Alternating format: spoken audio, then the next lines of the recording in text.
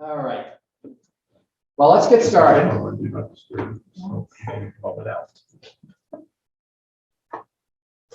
So I forgot a couple of things last week, as I said, because I was new and there's some things that I usually go over on the first night. One of the things I just plain forgot was, okay, so who the heck is teaching this course? So we're America's Boating Club, and for 100 years we were known as the Power Squadron, which meant something 100 years ago, but not today. Jim and I are members of there are 7 clubs in eastern Massachusetts that make up our district, and we belong to one called Great Blue Hill, named after Bob, Great Blue Hill. We have most of our meetings in Dedham, and we teach in this area, teach a variety of courses and seminars. We have on paper about 130 members. Many of them have moved away but kept their membership. Some of them are retired, haven't seen them in a while. We probably have about 40 members that we see their faces at least once a year. We do 5 dinner meetings a year, which are 20 minutes of business, bringing everybody up to date, and then dinner and cocktail hour, and we usually have our presentation by somebody, a speaker, and we have a installation once a year where we change officers, and we do a few other social events during the year. Usually the commander tries to put together a trip that's non-boating. They call it the commander's sojourn at some point in the late spring, late winter, early spring, and so forth. And then, yes, boating activities. We try to at least to get what they call a rendezvous. I mean, we are boaters. Let's go out and use our boats. And so at least one rendezvous a year. A rendezvous is designed to be a weekend visit to some harbor and some place where if it's a distance for you and you want to just drive in and join everybody for the dinner or get a bed and breakfast, that's fine. But if it's close to you, you can bring your boat and join everybody by boat. And then we usually try to also get in at least a 1-week cruise. I've led cruises up to Maine that go for 3 weeks and bring in people from some of the other clubs. As I said, we have 7 of them in eastern Massachusetts, Cape Cod, and Rhode Island. So a little bit of social activities, on the water activities, and yes, we teach a ton of courses. Those 2 posters over there we just had at the New England Boat Show in Boston, and the one on the left in red describes briefly all of our multi-night courses. Now, I'm not going to go over them, but the point is our organization nationally, we have about 20,000 members. We have about 300 clubs across the country. And those are the multi-night courses like this that are taught. And we cover everything from a basic course like this, which is open to the public, and all the way up to classes for navigation that at the top end, if you wanted to go out in the middle of the Atlantic and take a sextant with you in the middle of the night, we'll teach you how to find your location on that chart in the middle of the Atlantic using a sextant. So everything from what we're doing here tonight all the way up through general piloting. One of you brought up the idea, maybe at the end of the summer, I'd like to go over to Provincetown. Yes, so at least courses that will get you to Provincetown and back, even if it's the fog rolls in. On the right of seminars, those are classes that generally are just 1 night, 2 hours on a specific topic. And so as you can see, we offer a ton. Now, not every club offers every course and seminar by any means. Nobody can, nobody does.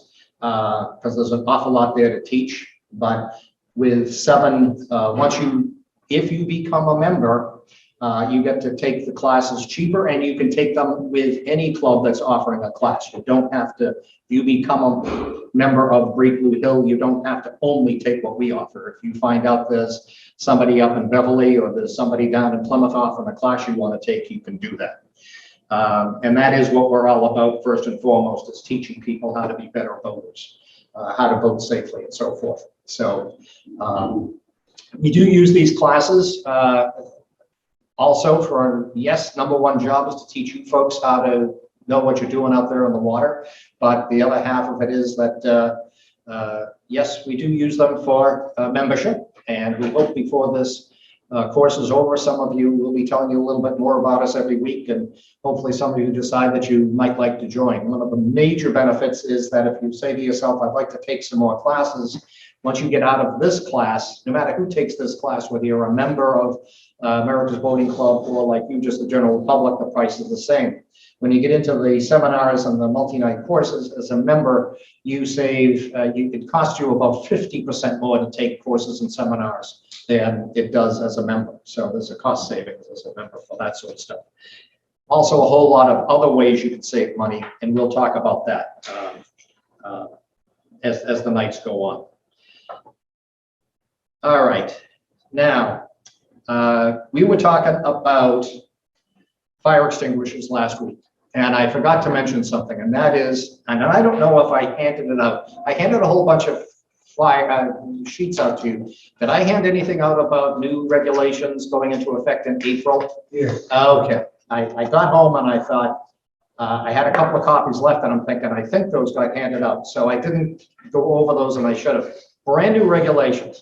If your boat was built, I think after 2020, all the fire extinguishers on board should have, on the bottom of them, of those 2.5 pound extinguishers, should have a date.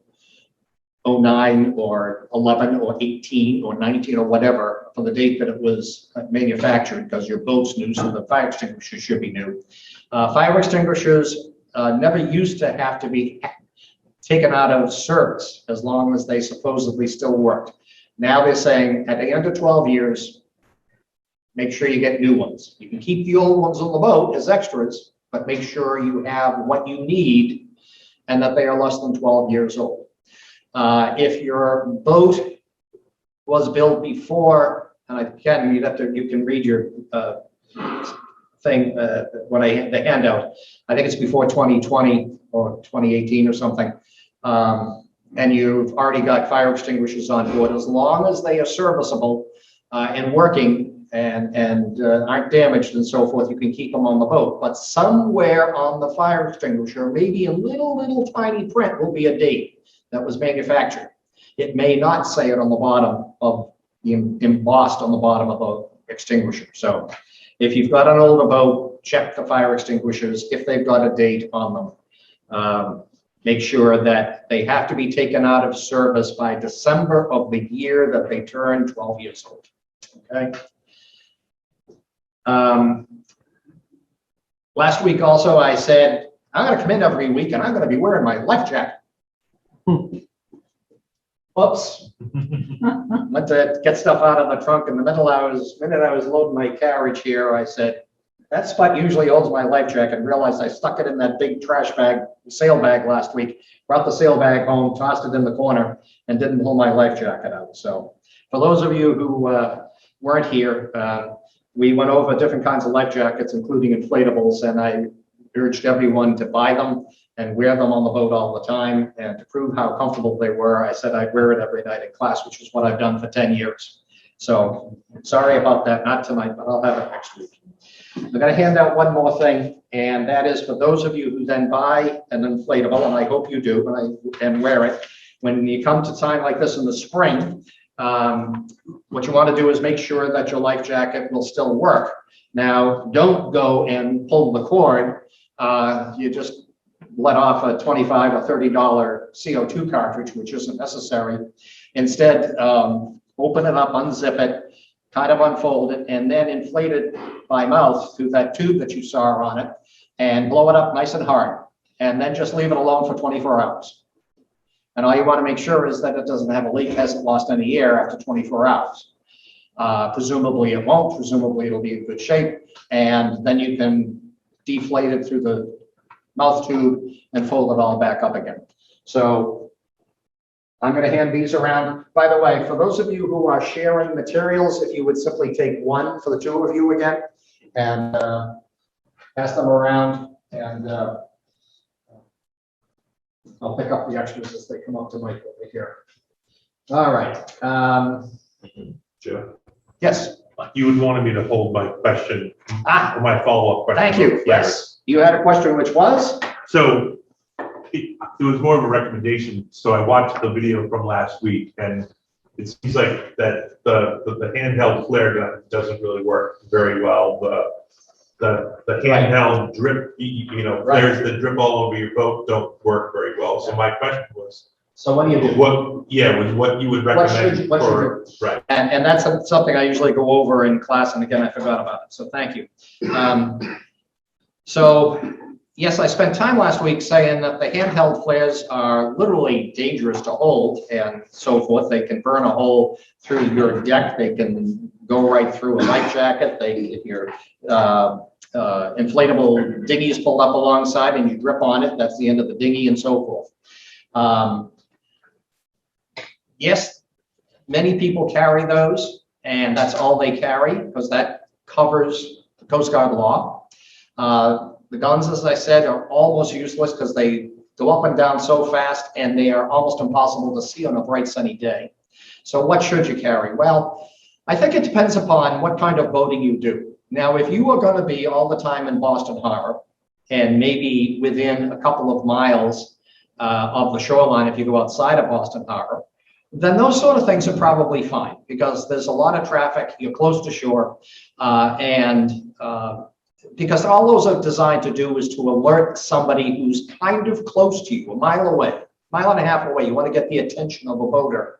That's what those come in.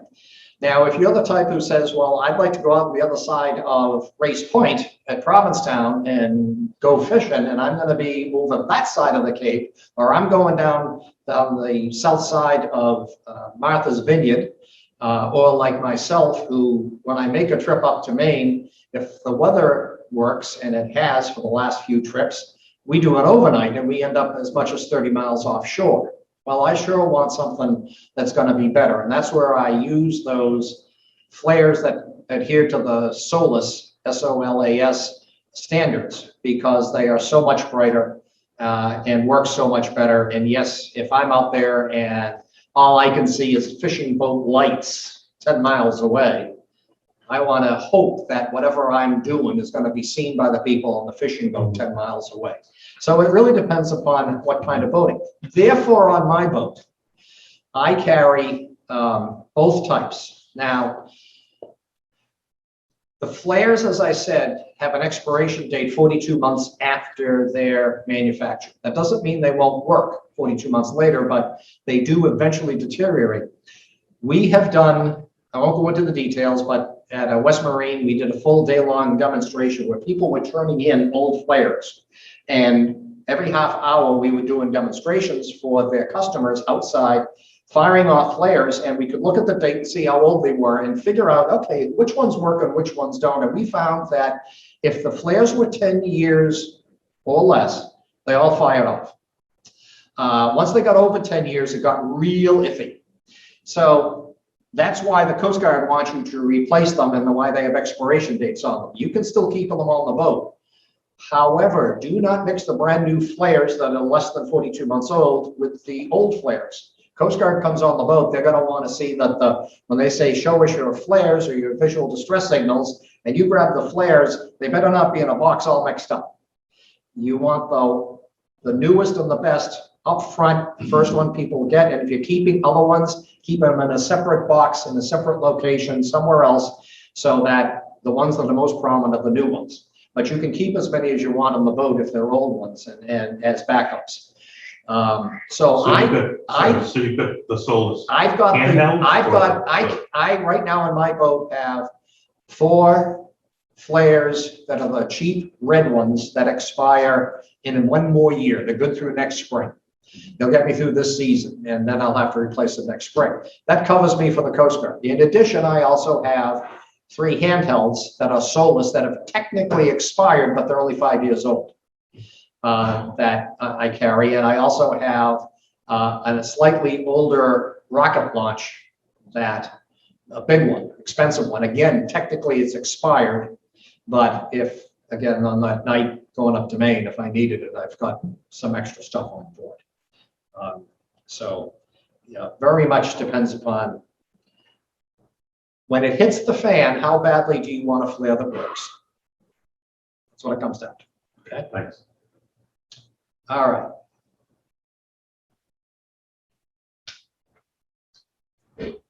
I think, all right. Now, everybody got their cell phone on them? Pull it up. I'm gonna have you load an app. Our organization came out about 6 months ago with an app, and it is, I must say, really fantastic. I'm not much into apps. I don't have many on my phone, but I have this one. And I'm gonna have you guys load it because it's almost a review of this whole course, and we're gonna keep referring back to it so that you know how to use it. So I'm gonna put up a how-to. And so go to America's Boating Club.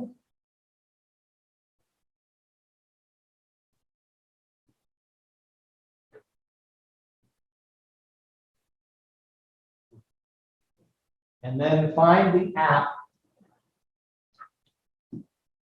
And let me know when you've got to that page that we see there. I think there's two of them. Yeah. Looks like there's two. Two apps in the Apple Store. One of them has a blue icon, the other one has a white one. So I'm gonna guess it's the blue. See which one. I hadn't gone through Apple, so let me know when you've come up with that page.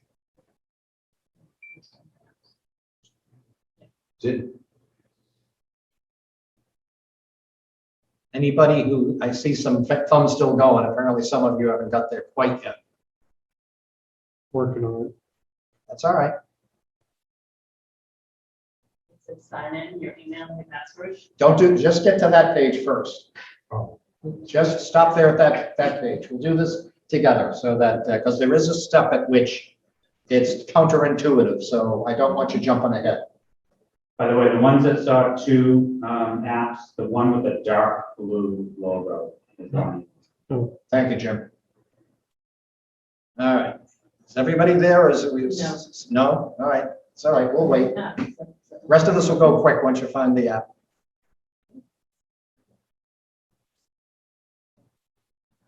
Okay. Mahmood, you got it yet? Yeah, and it's. Everybody on that page now? It's uploading. Getting there. All right.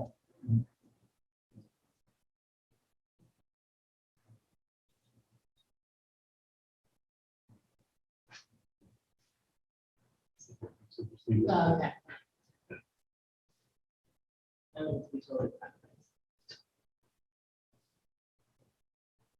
So that site will have a place so you can sign up as a new user, but for purposes of tonight, just you want to continue as a guest. Okay, so Jim. You do not want to do that? I'm gonna follow through this. All right. Are you there yet? No, Mahmood? Are you Yeah, still waiting for it to I load? just signed in or chose the guest option. Well, that's all right. Okay. So everybody has found install? Yeah. Then click install. You should open up to that. Click open. Everybody done that? Mm-hmm. And you will see this. Allow America's Boating Club to access. Yes. Select allow. Now, you'll see this. Now, don't do anything. Scroll down to the bottom of the page. And you have to create your account before the app will let you sign in. So you're going to scroll down to the bottom and new user sign up. Everybody still with me? Mm-hmm. Yep. All right. You'll see join. Now all you're doing is joining the app. You haven't joined America's Boating Club. You're not a member. It's not what that is. Just and yes, you can. Oh, you know what? Yes, you may want to click on as a guest. This may be done for our members. Let's see which happens. That didn't occur to me that they may have this. No, it doesn't matter. I don't think it matters which one you do because you don't have to I think put in. try join. I don't. Yeah, I would put in join because I don't think I think it's the app. you don't have to put in the member number. Yes. So if you haven't, yes, hit join. Now you can fill in the information with your name, phone, email, and create a password. Now, password has to be at least 5 characters. It could be more. Come up with something simple so you'll remember.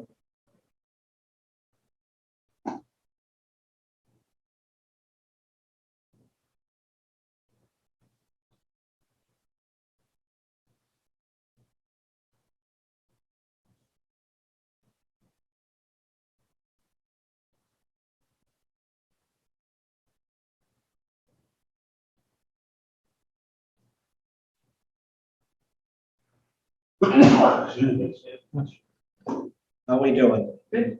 Good. Done? I think so. Hmm? Yes. Has everybody got it filled out? At which point, if you're all done, then yes, you can click continue.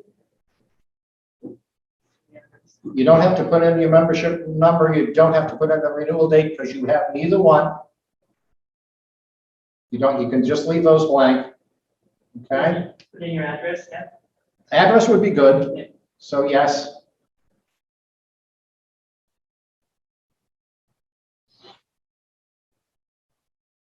By the way, by putting this in, no, you are not going to get pestered with emails from anybody, from us or anybody else.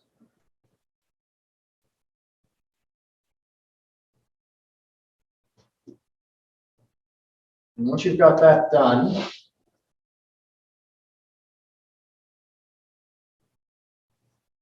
it should then bring you right back to the main screen. You've loaded it. Okay? Do we just hit create account, or do we put those boxes? Is that what it says down the bottom Yeah. somewhere? They sort of skip that little bit. Yeah. So complete that page and you should be done. Now, and hopefully then everybody's on. Go to that page and hold it there for a minute. So just going to go over a couple of the features of this, and there's a ton of them in here that you will use a lot. Everybody on that page now? Everybody caught up? All right. So one of the simplest ones, yes, it's got a GPS, so touch my location. Whether you're on your boat, you're in your car, or anything else, that should take you to a map of Eastern Massachusetts, and you should see a little blue dot with a white circle over the town of Walpole. So that's kind of cool. Top left is the back button. Hit the back button, go back to the home page. Emergency has got a red light. You're going to think, oh, what happens if I touch emergency? Am I going to be dialing 911? So hit the emergency icon. And you'll notice that we have emergency on board. You're on your boat and something goes wrong. And let's suppose that somebody on your boat suddenly has a seizure and clutches their chest and falls to the bottom of the boat. What are you going to do? Well, notice the third button there is medical emergencies. Touch medical emergencies.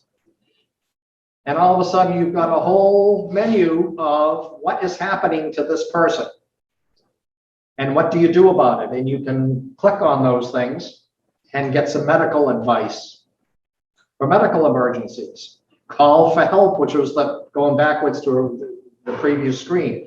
Top one says call for help. Tells you how to use your VHF radio. Now, we're going to cover all that in class, but time and time again, you're going to find out that, you're not going to be going out in your boat, taking that with you. And you're going to hope to remember how to do all the things that I taught you here in March when it's July or August or the year later and you're out on your boat. So here it tells you how to make an emergency call. So, and even visual distress signals, which was going back to the previous screen, it goes through the whole list of what kind of things are visual distress signals, which is what we covered last week.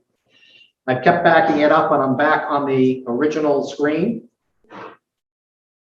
One of the nice things is, if now I'm back on this screen, if everybody could get back there again.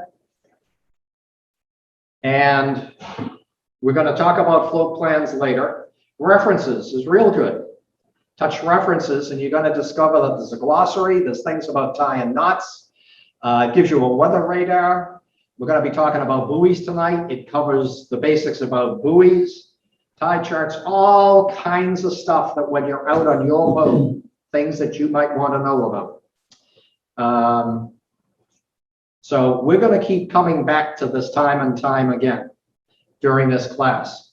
If you find this summer that you go through the whole summer and you've never used it, and what do I have this for? And you want to delete it, go ahead, but I suspect that you're going to find you refer to this a lot. And we'll be referring to this quite a bit as we go through our rest of our class. Okay? So, and that's all part of us, America's Boating Club. We ended at that slide, visual distress signals, and the guy waving his arms. Okay? Now,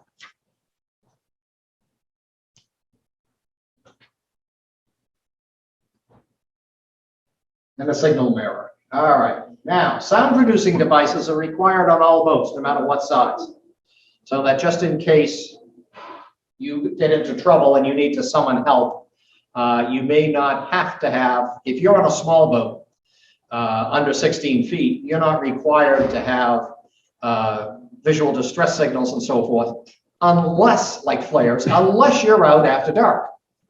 But if you're under 16 feet, you're exempt. They presume you won't be out there. Now, if the sun sets, like now, and still daylight, you have to have visual distress signals.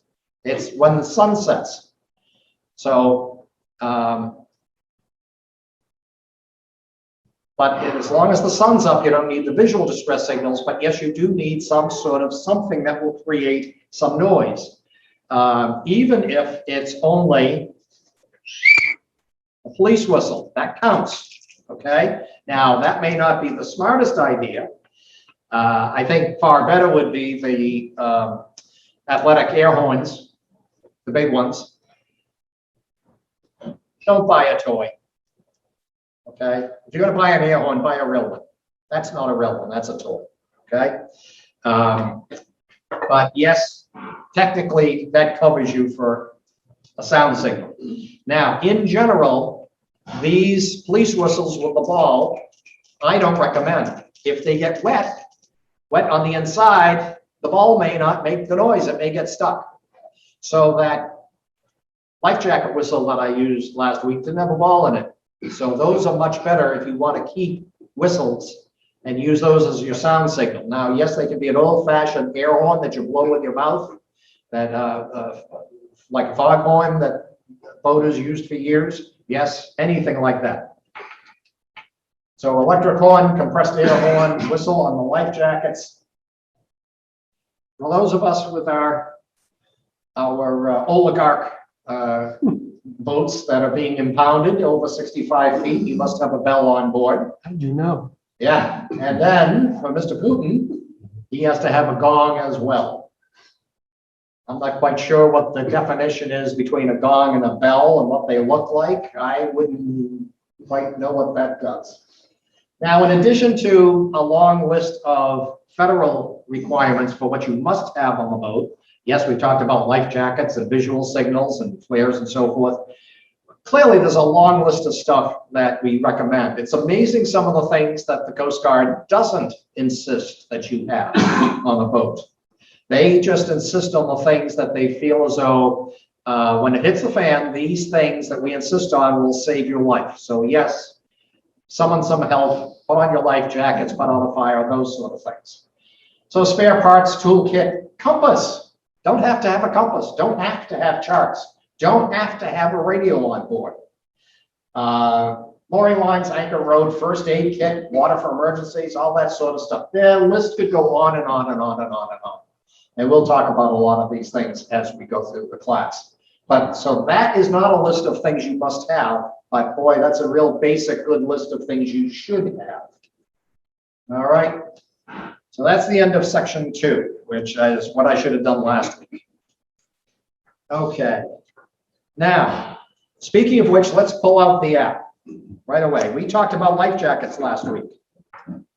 So open up your app to the home page and touch references. And if we scroll down, touch marine safety on the left-hand column. That opens up to 4 icons. Touch the top left, life jackets. And there's information about choosing the right device. And when you scroll down a very short way, you hit the try it on button and then performance, and you're going to see something that we didn't talk about last week. You're going to see this part of the screen where it's got things with numbers. We're going to be teaching you, we taught last week about type 1, type 2 life jackets, type 3. In fact, I realized I probably should go over those again with you. Life jackets. And we talked about type 1, 2, 3, 4, 5. And I'm going to review that because I'm just realizing I didn't go through that thoroughly. Coast Guard is about to change all that stuff. And if you go out to buy regular life jackets, you may find that the first set, the type 3 life jackets, which are the most popular ones, are now going to become categorized as 70 life jackets. The lower the number offers greater mobility, comfort and style with good flotation. The higher number offers greater flotation and turns you over, stability in the water. You might find some life jackets that have the new 70 designation for the basically the life vests, the inexpensive ones that I put on my guests and so forth.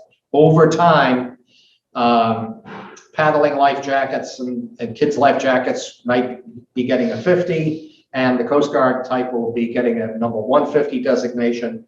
But at this stage, I don't know whether you'll actually find these in the stores or not.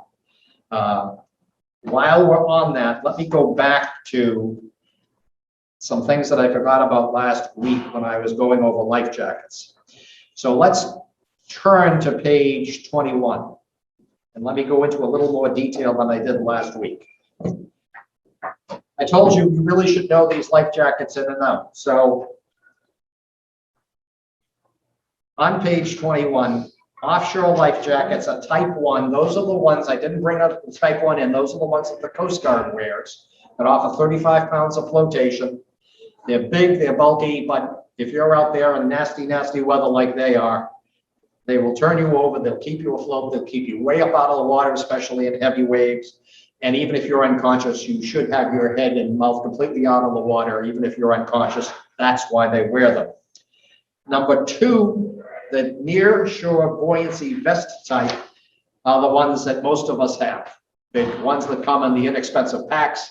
They're usually orange. Today they have foam inside them. The foam down the front and a piece around the back. It might turn you over. That's a type 2 life jacket, personal flotation device. Those are the most common ones, the least expensive ones. The type 3 is illustrated there in yellow, and I had a couple of those. One of those that they were putting on in a demo up here last week. Those are much more comfortable. They don't turn you over, but most people buy those and wear those just for a comfort level. Number 4 is important. Certain size boats, you must have something throwable. And that, so it can be the buoyant cushions, the life rings, and that's an illustration. I talked about those cushions with the handles. So that's a type 4. And then lastly, everything else falls into the type 5, which is my inflatable. There are the hybrid coats with flotation built in. There are the immersion suits that the fishermen wear. They call them Gumby suits that if the fishing boat is going down 40 miles off Nantucket, that's what they climb into. It provides warmth, it keeps the water out. They're completely wrapped up with gloves and so forth, and they float high and dry and keeps them warm until hopefully rescue arrives and so forth. So do know those type 5s and what they do. So that page 21 is something you should be very, very familiar with. As I said, all of the life jacket information is important. So, a quick Yes. question, from this pamphlet, Yep. there's a belt pack inflatable. I don't recommend those. A lot of people use those because again, they're even more comfortable. It is literally like a fanny pack. Right. Okay. Yeah. And if you fall in the water and some of them may have an automatic inflation or you pull the thing. The trouble is that they inflate. And one of the problems that you have is you've got to get this thing over your head. Ah, And while you're in the water, and what a number of people who have tried them out discovered is I've been wearing this thing all wrong. They put it around their waist, and if they're shaped like me, they put it down here and they pull it tight beneath the beer belly. And the trouble is when the thing inflates and you get to go to get it over your head, it doesn't come up high enough, that it had to really be strapped around here. And they find that, well, now they've got to loosen the belt while they're in the water, move it, tighten it again, and now try. We're the type that I was wearing last week. It eliminates the whole issue. that's helpful. Thank you for asking the question. All right, actually ready to bring our friends down to the boat and shove off and go out and do whatever it is we wanted to do before we left. Whether it be fishing or just to day on the water or go to a beach and anchor and go swimming. So, okay, now what? One of the most important things is, and I have it after 20 years being on the boat, is that I have a checklist when I get on the boat, and I refer to it every single time I get on the boat and every time when I'm getting off the boat. My checklist is merely a checklist to make sure that I've turned on all the systems, got out all my equipment, got my winch handles, I'm a sailboat, got out my charts, got my cushions out, all that stuff that once I'm underway, I don't want to be leaving the wheel, going back down to get something. So I've got a checklist only insofar as, all right, make sure I've got all my gear out and all my systems turned on so that when I drop the mooring, I don't suddenly realize, oh, I forgot to turn on my chart plotter or something else, that everything's up and ready to go. Now, just as important is preparing you and your crew. And table 3.1 has some things that are really, really important. And these are the things you may decide to emphasize other things, but in my case, the very first one, introducing partner in command, well, that's where I make sure that somebody who's on my boat knows how to start and stop the engine, put it in gear, take it out of gear, and so forth. I go over with everybody where the fire extinguishers are. I go over with that person again, how to use the VHF radio and make a distress call so that if I'm incapacitated, they have some clue as to how to make that work. I have everybody try on life jackets and we put them away, which I talked about last week. They've all got numbers, so they know which life jacket is theirs. I make sure that they know where my flares are. I talked about the life jackets, the radio, marine pollution rules. There are some things we'll have to be handing out to some of you later if your boats are the right size. I didn't bring the labels in this week. I'll try to remember next week. But one of the things I tell people is on my boat, I make it my personal rule. I just tell them absolutely, positively, nothing gets thrown in the ocean. I mean, we've all heard about the garbage in the ocean and the plastic and so forth. But I tell them not so much as a grape, not so much as a scrap of cheese that hit the deck gets tossed overboard. My simple rule is you simply don't throw anything in the ocean. One of the real dangers is that people come on your boat with a lunch and they got the little flimsy sandwich bags. Make sure that you warn them to hang on to those things and don't let them blow overboard. They blow overboard and in the ocean, they look like jellyfish to the turtles. And they eat them. So make sure, and other things too. So don't let, those are especially deadly. The other thing is you can be sort of an envoy for or a advocate for the oceans. If you go out in the water at all, what you're going to see all the time are balloons on the ocean surface with the strings attached. People let balloons go at birthday parties and anniversaries and so forth, and they never stop to think that those balloons come down somewhere, and they come down in the ocean. And if you are ever at a party and outside they have balloons, please go get a hold of the host or hostess and tell them that you're a boater and say, I wouldn't normally be a pain in the neck, but we see balloons in the ocean and they're horrible for sea life. Please don't let those balloons go. Be an advocate, be a little bit of a pain, be polite, say it nicely. Let's see if we can all make an effort to stop people from releasing balloons. I see them all the time on the ocean. And the Mylar balloons, of course, last forever, but the latex ones are just as bad. So halfway down that right-hand column, fill out and place a float plan with a responsible person. Now, if you flip back to Appendix D, don't bother. There's a thing that you can fill out. And the idea of a float plan is that if you are just going out in the Boston Harbor, maybe you don't need to leave a float plan. If you're going to be doing one of those things where, gee, I'm going out into Cape Cod Bay and I'm going to go fishing, well, are you going down by the canal? You're going to be right in the middle of the bay. You're going to be over by Provincetown, or you're going up by Lynn the Hat to maybe Gloucester. Where are you going? That's a lot of territory. And we've all heard the stories about people who go out for the day and they go missing, and the Coast Guard has launched a search because at 10 o'clock last night they didn't show up. And the trouble is, if you do that and you don't show up and you don't come back, now maybe you have merely run out of gas and your radio and your cell phone aren't working, or you don't have the radio on board and the cell phone isn't, and you're just drifting out there and you're fine. But the problem is, nobody knows where to go looking for you. Well, he's out fishing. Where? I don't know. And so in the past, we said, please fill out a float plan and leave the float plan with someone who will actually miss you. So no, it ain't the harbor master. He isn't going to take it, okay? And the dock boy isn't going to take it from you. You want to leave it with somebody who, if you don't come back, actually notices that you didn't come back. And a float plan would contain all the information about a description of the boat, who you are, the equipment on board, the people that are on board, and where you intend to be. Gee, I'm going to be fishing up off of Gloucester on such and such a ledge. Well, now, and I will be back, and you will hear from me when I'm back at the dock. You will hear from me no later than 7 p.m. tonight. So if that person who's expecting you back gets to 7 o'clock and they haven't heard from you, the float plan also has Coast Guard number to call and to report. Now all the information's there. Well, that used to be fill out a piece of paper and hand it to somebody. Open up your app. And let's see, home page. The bottom left on the home page says My Log and Float Plan. You can now put a float plan into this. Put in all the information about you and your boat and keep it there permanently.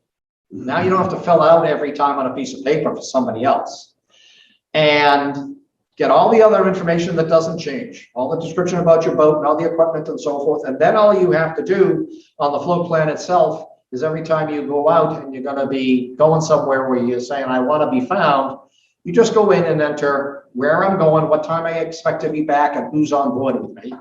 And you can then email it directly to that person who's going to miss you. Bing, bing, bing, bing, bing. 90 seconds later, the float plan's gone off to the right person. All done.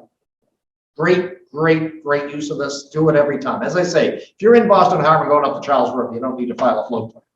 But if you're going beyond that and you're saying, I would prefer not to be the subject of a search by the Coast Guard, fill that out. So I go through all of this sort of stuff with my people before we've ever left. In my case, I'm on a mooring. I'm not at the dock. It takes me from the time I got on the boat until I've got the boat ready, opened up all the gear out that I want, and go through the safety lesson, so to speak, with my crew, who presumably are new with me. Yeah, I've just spent close to an hour getting ready to drop the mooring. But it's worth it because now everybody understands where the emergency stuff is and how the basics of how to use things, start the engine, stop the engine, and so forth. Joe, Yes. when you say that you have your checklist, is it like a mental checklist, or do you literally have? I literally have a notebook that I keep, and it's a mini book that's blank pages, and I use it for two reasons. It's a half diary, mostly just a quick log that I fill in every day, hopefully at the end of the day. Yeah. Just tell me where I've been. That's just fun.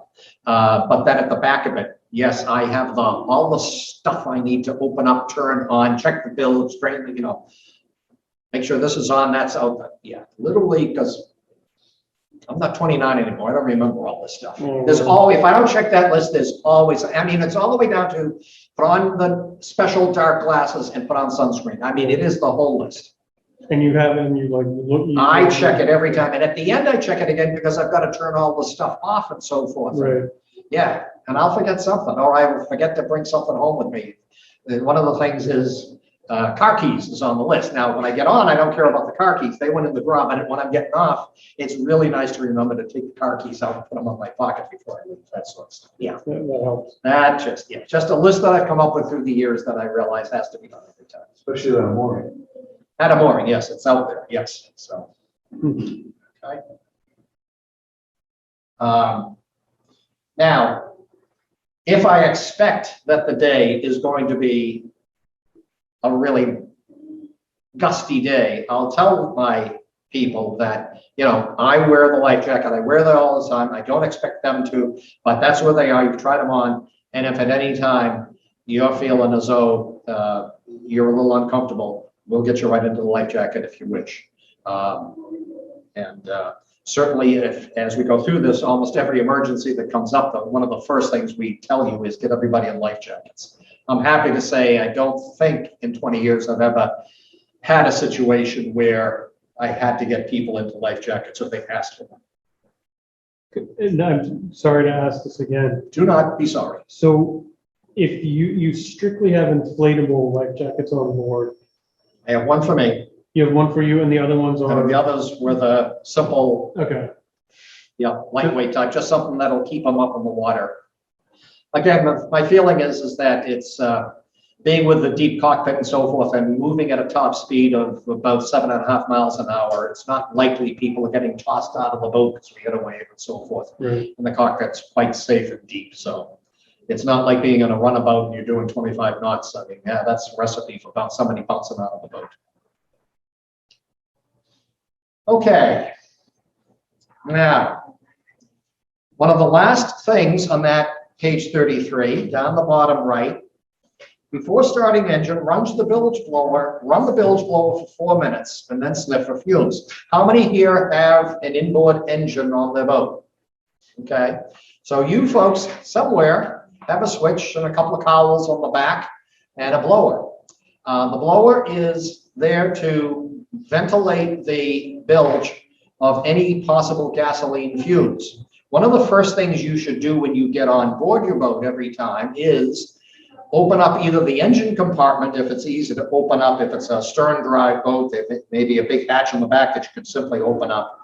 Stick your nose in there, and your nose is one of the best gasoline detectors going. Take a good big sniff and see if you smell gasoline. Whether you do, or if you do, that's possibly a bad warning sign, especially if it's strong that you may have a gas leak. Even if you don't smell any gasoline, or if it's barely, gee, I'm not sure if I smell it or not, always turn on the blower for 4 minutes.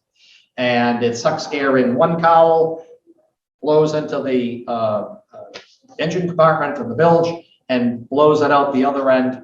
And then after 4 minutes, the one that's blowing air out, stick your nose on it and take a whiff and see what you smell coming out of the air that's coming up. You don't want to smell any gasoline. But that's what it's designed to do, is to make sure that even a little few drips of gasoline, if they've somehow snuck through and escaped, that it all gets ventilated out of your bilge. The blowers themselves are all spark insulated. They specifically designed so that they will not set off any kind of an explosion when you turn on the bilge blowers. Joe, Yes. along those same lines, I was surprised that the boat that we're buying has an electric engine hatch because of the size of it. Okay. Is there any risk of if you have fumes in the bilge? Yep. Minute you turn on anything electric, there's a possibility. Yeah, because I don't know that you can actually open it by hand. Then in that case, I would simply turn on the bilge blower and immediately stick my nose into the exhaust and see what you smell. Noses will pick up gasoline right away. Okay. Our noses are very sensitive to it. I have a diesel, and diesel fumes are very, very, very hard to ignite. Not so with gasoline. You get the right mixture of gasoline and oxygen in the environment, and just the right.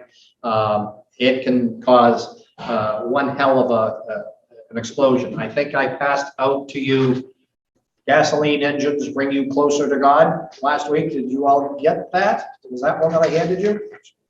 You're saying yes. Okay. 1 cup of gasoline in your bilge mixed with oxygen, if it's evaporated, equals a stick of dynamite if it goes up. 1 cup.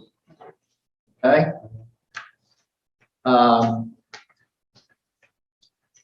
They're heavier than air, so therefore they don't go up and dissipate. They settle into your bilge.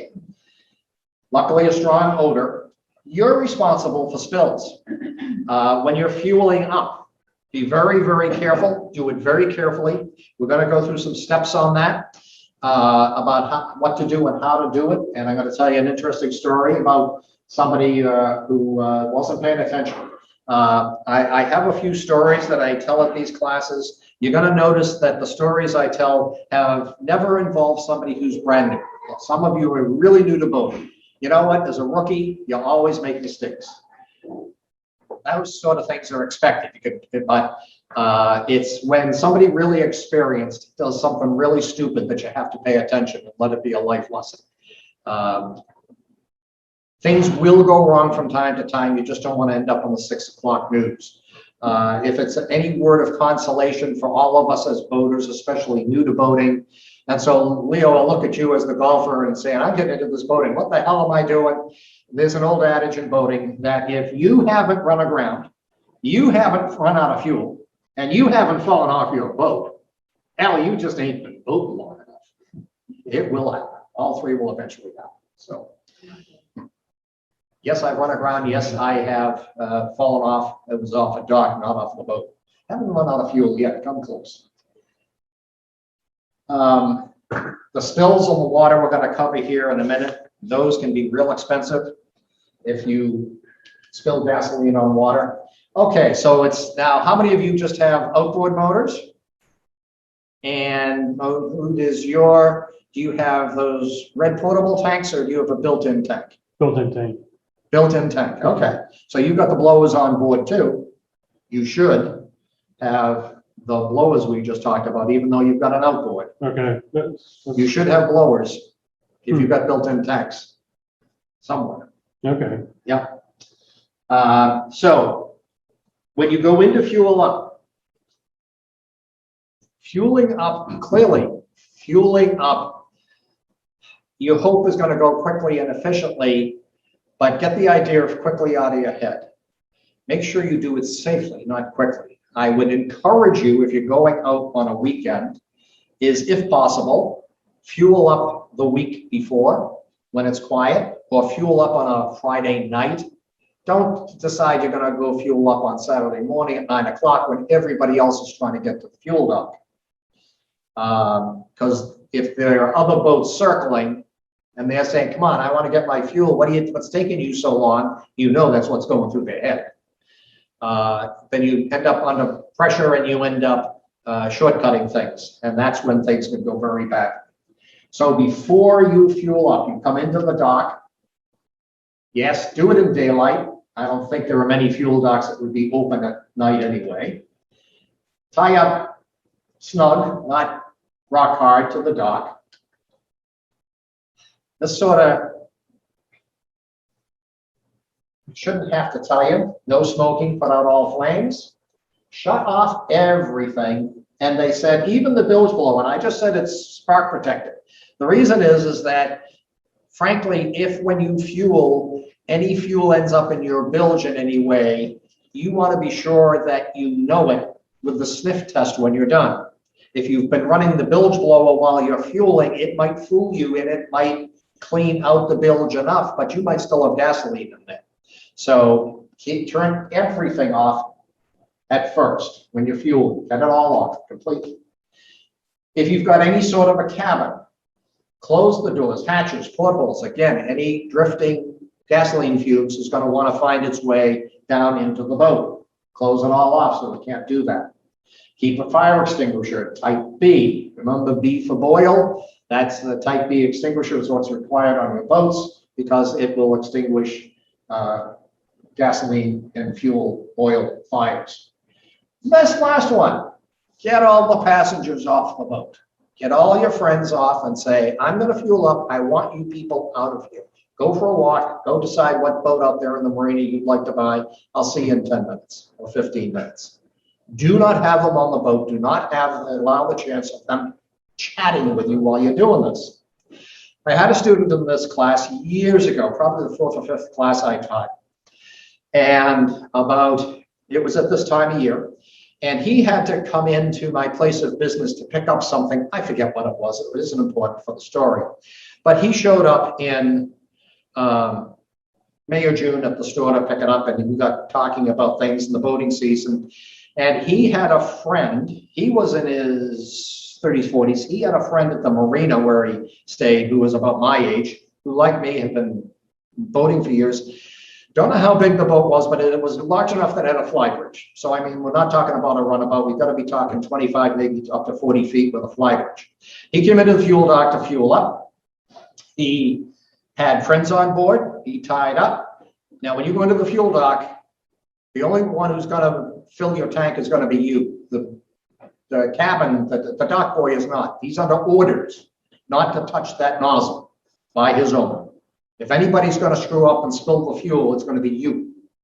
They're going to take no chances with the employee spilling fuel. So they're going to hand it to you. And so he's got the folks up on the fly bridge, and this was the fall before. And he had, let's get to a piece of the story. So he was talking to this older buddy, and the older buddy said, no, he didn't have his boat. He had to sell it. Why did you have to sell it? Well, last fall. So he's not focused, and he's chatting, and he takes the thing and he sticks the nozzle in the throat, and he starts to pump, and he's talking to them, and he proceeds to pump at least a gallon into the fishing rod holder. Ooh. Which went into his cockpit, which flowed over the sole of the cockpit and out the drains and into the harbor. And he put a gallon of gas into the harbor. Gallon of gas can cover 3 acres as a film. Coast Guard was called, Clean Harbors was called. When they got done, he had insurance coverage for $350,000. The bill came to almost $800,000. He had sold his boat, and he's still in hock on this bill to clean up the harbor for well over $200,000 because he wasn't paying attention, and he got distracted by his guests on the boat. And the guy said, he was telling me, he says, after taking your course, he says, yeah, he says, and that's what he did. And I said, yeah, somebody who'd been boating for 25 years, owned the boat for years, you should have known better, and got distracted. Same thing when we drive our cars and we're looking at the phone and texting and we have an accident. But that was a really expensive lesson to learn. Get the passengers off the boat. So we closed everything. Keep the fuel nozzle in contact with the deck plate, because as you pump gas, it creates static electricity. And so you want to be sure that there are no sparks. That fuel filler, if you go in and look underneath, it's got a wire, big heavy copper wire attached to the neck that runs down and will attach to your engine. And from your engine to the drive shaft of an inboard boat or some way, it is grounded on your boat, whether it's an inboard, outboard, or an outboard. It is that fuel to your tank, my tank, is grounded to something. And so the static electricity is drawn off safely, okay? That's why you've got to keep it in contact with the neck. Only fill about 95% full for a couple of reasons. First of all, hopefully you've got an accurate fuel gauge, and you can figure out, well, I've used up 2/3 of my fuel, and I got a 20-gallon tank, so I've used about 14 gallons. So I think there's 6 left in there. Well, I'm pretty sure I've used 14, so I'm going to pump 13. Do not try to pump right up to the top, because the problem is that there's an air vent hose coming out, and if it's getting real full and it burps a little bit, it spits fuel off the side of your boat and it lands in the ocean, in the harbor. Again, you don't want that going on and having fuel in the harbor. Even a little bit, they're supposed to call the Coast Guard. Second thing is that the fuel comes out of tanks that are underground. And maybe that fuel, even in August or July, may only be at 60 or 70 degrees as it's underground. And if you top off your tank and you go then Friday night, and I'm going to use the boat on Sunday, and you go put it back at the dock, and Saturday you're not on the boat, and the fuel in your boat is now sitting there, and Saturday turns into a hot day, and the boat heats up, and the gas tank heats up, and the gas heats up, it starts to expand. And if you filled it to the top, the gas is going to be looking for some place to go. And it's going to work its way right up that vent.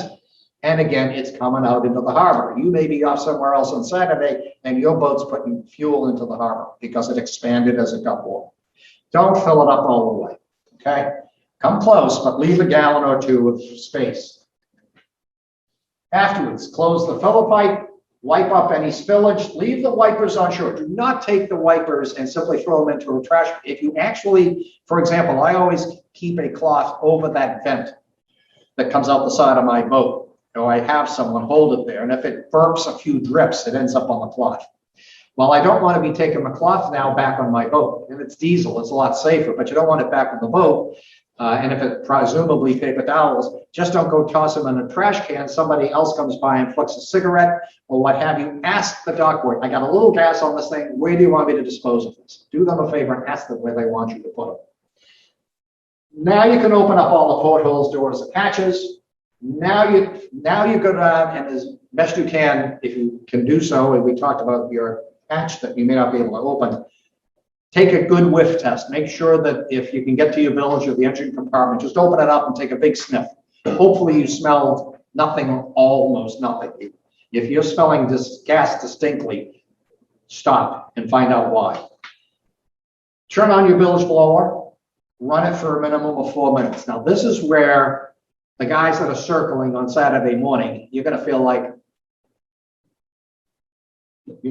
you're about this big as you're running your bilge blower doing nothing, and they're waiting for you to get off the dock. And at the end, sniff of fuel vapors again, okay? After all of that, now you can call back your crew and say, okay, everybody can get on. If anybody here own a personal watercraft, jet ski? No? Okay. Well, there will be questions on this on the test, even though you don't own it, because yes, you may go to a resort and rent one, or you may have friends and so forth, or you may come to own one someday. So same situation, rules on that are the same, okay? So if you come away from this course knowing nothing else than safety and fueling with your gasoline especially, how to do it and do it right, that will be one of the best things from this course. It's one of the 3 most important things I think that you can learn in this course. So you've got a page 35, a safe fueling checklist. I put a big star on that. There will always be questions on that, on the test for things that are on that chart. I've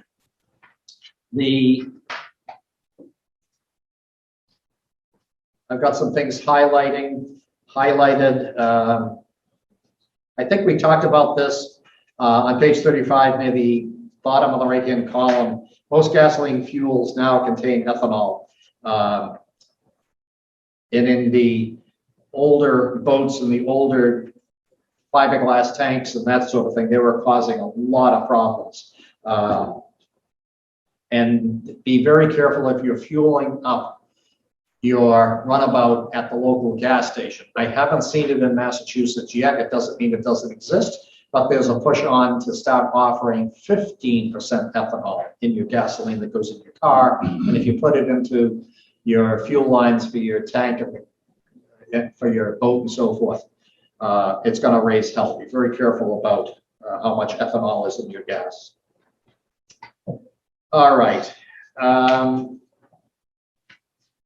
Page 36, preparing to shove off. So you've given everybody a safety check. We fueled up safely. You've given everybody the walkthrough on the safety features of the boat. You want to check the weather forecast. Now, the best place to get it, yes, you can listen to the weathermen on the TV, and they're pretty good, especially in Boston. But one of the best places is to get your weather is from NOAA, National Oceanographic and Atmospheric Administration, and you can get them on your VHF radio. How many of you have one of these radios in your possession so far?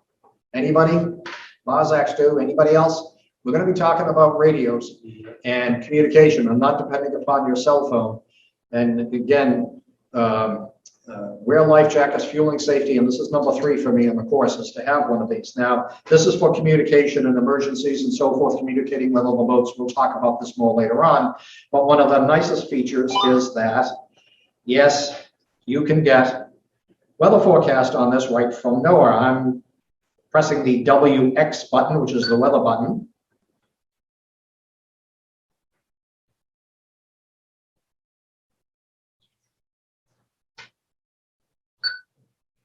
All right, and there's about 10 channels, and the closest, come on, here's my weather. A chance of rain after midnight.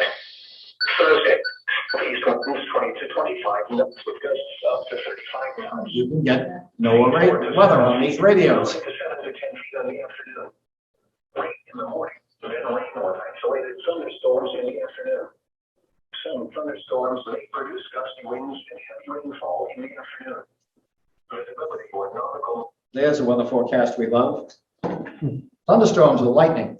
So, National NOAA Weather has weather transmitting stations about every 50 miles apart up and down the coast. They broadcast with very low power, and they broadcast on 10 different frequencies, and these are all set up so that you can click through 10 different channels. Most of them will be silent because they're maybe way up in New Hampshire or down in New York City, and you may pick up a couple that are sort of scratchy and fuzzy and so forth that don't come in real clearly, and then finally the transmitter that's closest to you will come in very clearly, and that will be the closest transmitter and will be broadcasting weather for your area.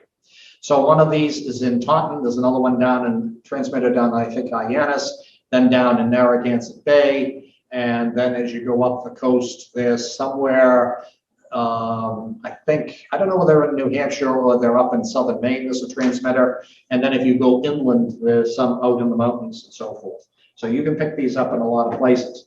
But that's excellent. They repeat about every 15 minutes, and they give you thorough week-long forecasts, morning, noon, night, wave height, wind speed, anticipated storms, all kinds of stuff on them. And one of the best uses for your VHF radio is to be able to get the weather.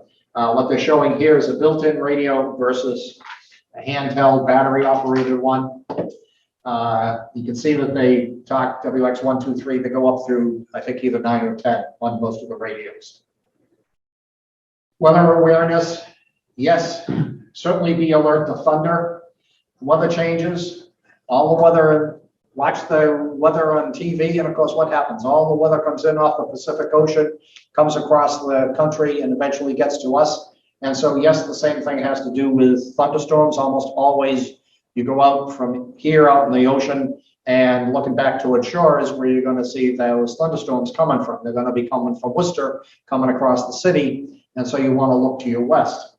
Now, you see thunderheads building up on a beautiful July day or August day, and you're wondering, gee, I wonder if there's any lightning. They said there might be. Anybody know the trick about figuring out, even if you can't see it or hear it, if there's lightning in the area? Do you know how you can tell? It has to do with your radio. Is that a hint that means anything to anybody? Turn on AM radio. Turn on WBZ. If there is light, BZ has a really powerful signal. And if there's lightning anywhere from southern New Hampshire to Rhode Island, when it goes off, the radio has static. You'll hear the static on the radio.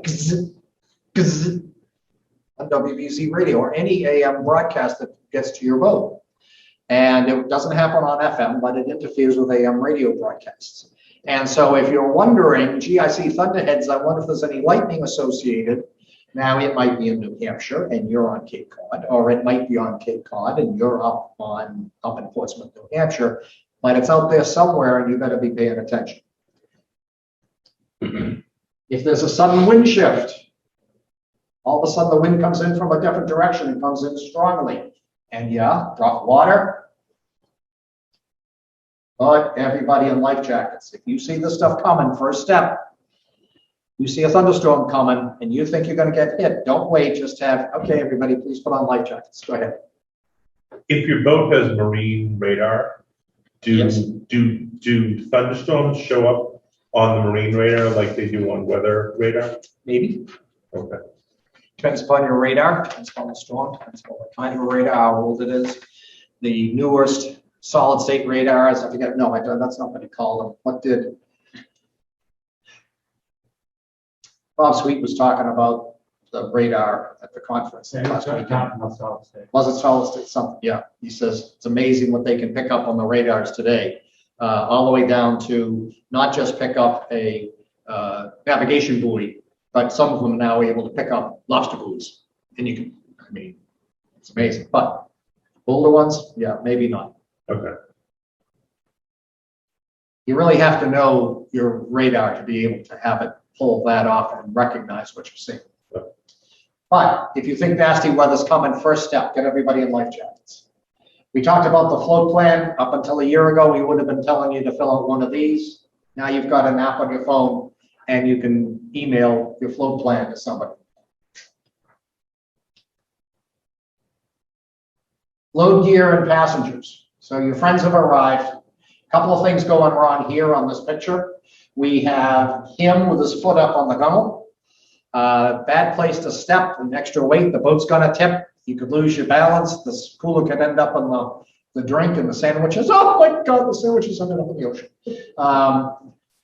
Better to have that woman set the cooler down on the dock and have him reach over and drag it across the dock and down onto the boat, keeping feet inside the boat. Keep the weight distributed evenly so it isn't all in the back or all on the bow. Yeah, don't forget to bring the life jackets and have everybody try. How do you do that from the dinghy to your boat?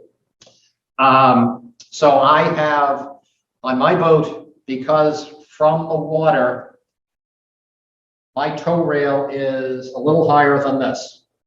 And I have a step that I carry with me that's made to do this, that I clip onto the tow rail and sits down, make people getting in and out easier. They have a step up.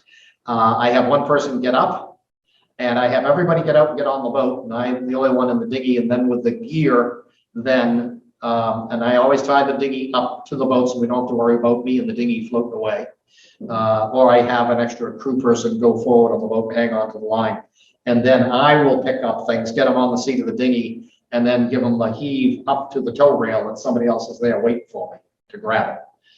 Yeah, it can be, if it's a heavy cooler and it's anything part of a rough day, yeah, that from the seat up the 2 feet, sometimes I sort of hold my breath and say, I hope this goes well. So far, I've never lost anything. But yeah, a little bit of planning, somebody up on the boat to do that for me.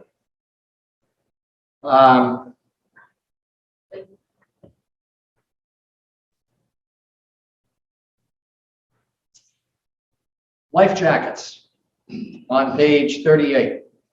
Number 7, wear your life jackets.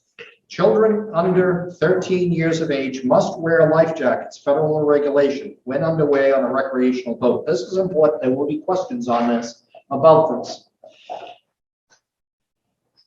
And then I'm going to give you the exception to the rule.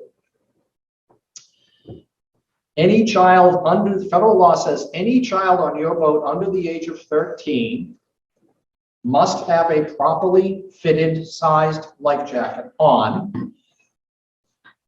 One, when the boat is underway. Now, last week we talked about underway means is that you're no longer anchored, you're no longer on a mooring, you're not tied up to the dock. Even if you are simply sitting, floating, hoping to catch fish, you're still technically underway. So if the boat is underway, you've got someone under the age of 13, and that person is up on deck. You've got a cabin, and they go down into the cabin, they can take off their life jacket. But the minute they come out, they have to put the life jacket on.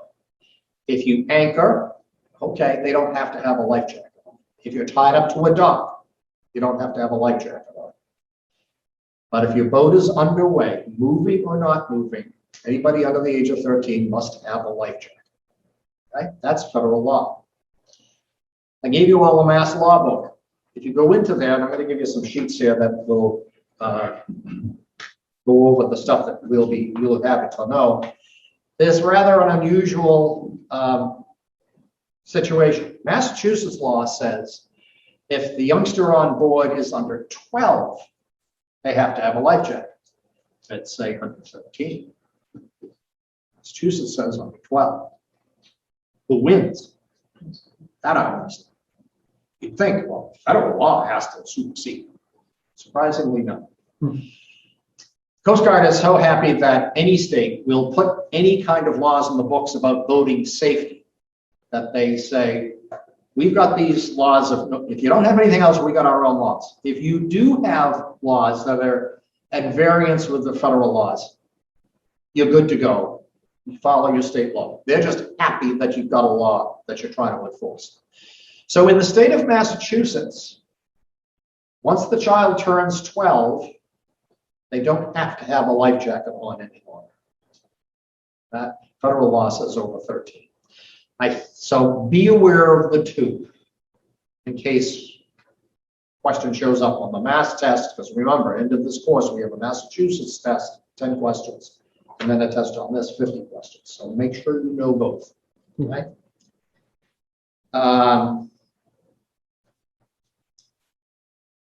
And again, at the end of that section 7, why you should keep your life jackets on if you can. 80% of the drownings that occur, the person didn't have a life jacket on. Okay, so you've done the 10 steps that are on pages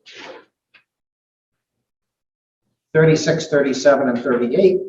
Everything's squared away, ready to go. Now you're finally ready to leave the dock.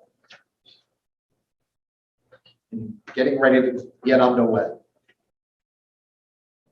Now you can understand why it takes me an hour to get off my boat. All right, so let's go into the things that this becomes an area where many people have problems, understandably.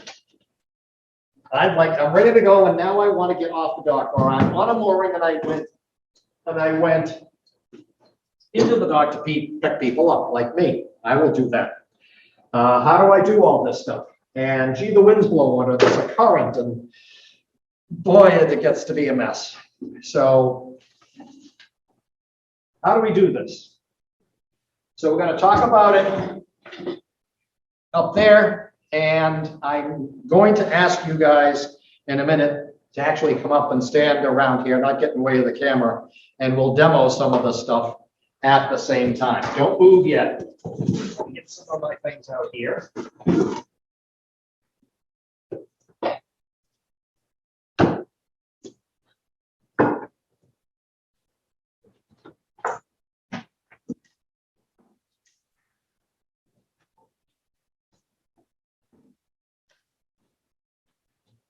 Added some gewgaws to this year, so we'll see if I planned this right. I think I have. All right. So now we're going to look at two things here: getting off the dock, 3 different situations; getting on the dock, 3 different situations. And how to use spring lines, what they are, and how to use them to keep you from moving ahead or backwards along a dock. So one of the simplest things here is wind direction. And you're at a floating dock. You on the dock, tide goes in, tide goes out, the dock and you go up and down. That's what most of us have at our marines. Okay, we're not tied up to a pier with all pilings where sometimes you're at the top of the pier and sometimes the tide is out and you're down. We're talking about floating docks. Simplest thing here is you pick people up, the wind is blowing off the dock. Heck, you let all the dock lines go, the wind's going to blow you off the dock. When you're free of the dock, you put the boat in gear and leave. It should be that easy all the time. Sure. Unless there's a boat next to you. What's that? Unless there's a boat next to you between you and the next finger pier. Well, true, if it blows you across the fairway, yes. So just simply release all lines, push the boat away from the dock. And when you're clear of everybody, just shifting the forward and depart. Okay, that was the one easy one. Next 5, not so easy. Okay, now, why doesn't everybody come on up? Try not to stand right here between the camera. Come on over here, stand left of me. A couple of you can come on over this side, stand over this side, and we can have a little lesson. So what I've got here is my dock that floats along with my little boat that floats. And luckily I've got an outboard on it that I can turn a little bit, but boy, it sure doesn't, I wish it would turn more, but it doesn't turn very far. All right, so we're here with the dock. And what we'd like to do is we've got this wind coming in from astern. And so we've got a couple of dock lines out.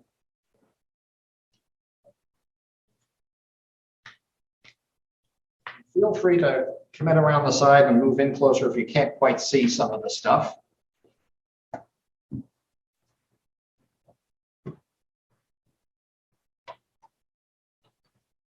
And I've got fenders on the boat over the side, including one up here in the bow, and we'll see why we have that done here in a minute. All right, so we're tied up with the dock, and the wind could be coming this way or this way, it doesn't much matter, but let's presume it's coming from behind, and you'd like to get off the dock. So the wind's tending to blow you forward. Now, presumably, the other thing that may be going on here is that we may have, if it's a typical Saturday, we may have boats tied up at the dock right in front of us and right behind us, that the whole dock isn't wide open like this. You've got somebody else here and somebody else here, and you don't want to get blown into it. So how the heck do you get out of a normal tight situation on the dock? All right. If you put an extra fender on the bow of the boat, all right, to protect it, you let this line off and take it back into the boat. Now we're just attached at the bow.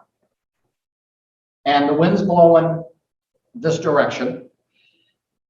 You can give the stern a little push. Now the wind's going to catch you and it's going to move your boat forward slightly, but then that line is going to act like a brake and stop the boat. And the wind's going to catch you and should, if it's coming directly behind, push you out that way. If it doesn't, or it doesn't do it enough, or if it's coming just enough to keep you on it, on the dock, you can turn the engine as if you were going to make a left-hand turn. Now, we talked last week about the propulsions at the back. So when you turn as if you're going to go left, the thrust coming off the stern, and as I say, I can't turn that little toy that much, is going to do the same thing. It's going to turn your stern out. The reason, therefore, for the fender on the front. And your boat's going to do that. When you get to an angle, something like that, you can then shift the boat in reverse. And you simply back out. Now, the handy way to do it is to have somebody up on the bow of your boat and to have them hanging on very tight, and it might take some practice, but have them hang on the bow of your boat, hang on tight so that it doesn't slip, and let the boat do this. Now we've untied it. It's just looped around once. The boat starts to back out. He throws the line, she throws the line, grabs it here, and as the boat backs out, simply pulls the line back onto the boat, and there goes your crew on the boat with you. Okay? When I read that in the book, it didn't make sense, but the way you just explained it, yeah, like, why are you doing that? But now it makes sense. It's the key to it is this line, Right. which acts as a brake and holds you in place, keeps you from hitting that power boat in front, And then and then just kick your stern out. And when it's out far enough, just you have the line ready to go. Now, if you have a dock boy, a friend who can untie the line and toss it to you, that's great. But if not, if you're saying there's nobody, I don't want to leave my crew on the deck, then one full turn around, and if they hang on tight so that it stays put, then when you back out, they let that go and they pull this in. And off you go. Okay? All right.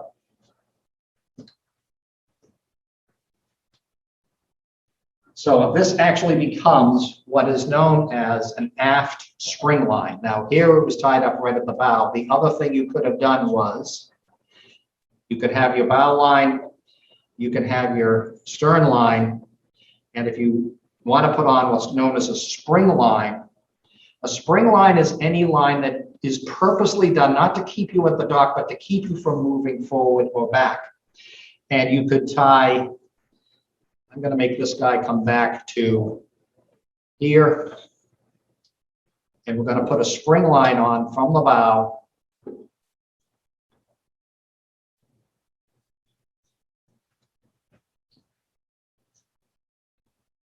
The farther back we can get the spring line, the better they work. So if we actually come back and do this, now this becomes an after spring line. Terminology, why after? It's attached to the bow, yes, but it's going toward the aft of the boat. It's heading backwards. Now when you're ready to go, you take this line in, the wind's blowing, it's going to tend to go this way. It keeps you from moving forward at all. So even if this boat is really close, bringing it back farther will keep you from going, oops, will keep you from going into the boat in front of you at all. Okay, this line can be released and taken back in. And so again, the ability just to use that totally prevents the chance of the boat moving forward. That's even better if you can do it. Okay, that's what spring lines do. They're not designed to tie you up to the dock. They keep you from moving forward. And if we put another one on the back, coming up this way, one up here.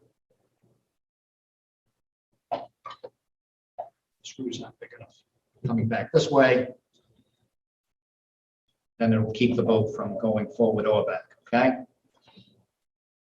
All right. Next. Oops. Shift into reverse, back out, and move forward. Okay. Now the worst situation. You're trying to get off the dock, and the trouble is that the wind is blowing you directly back onto the dock. Oh, thank you.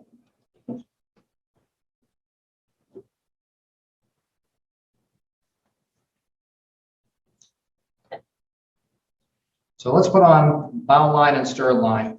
In the sketches in the book, by the way, oftentimes they want you to do this and to tie up here. Well, almost all of us have outboards. All of you have outboards, and so that becomes a problem. So seldom are you going to be able to do that and not have it go over something that you wish it didn't go over.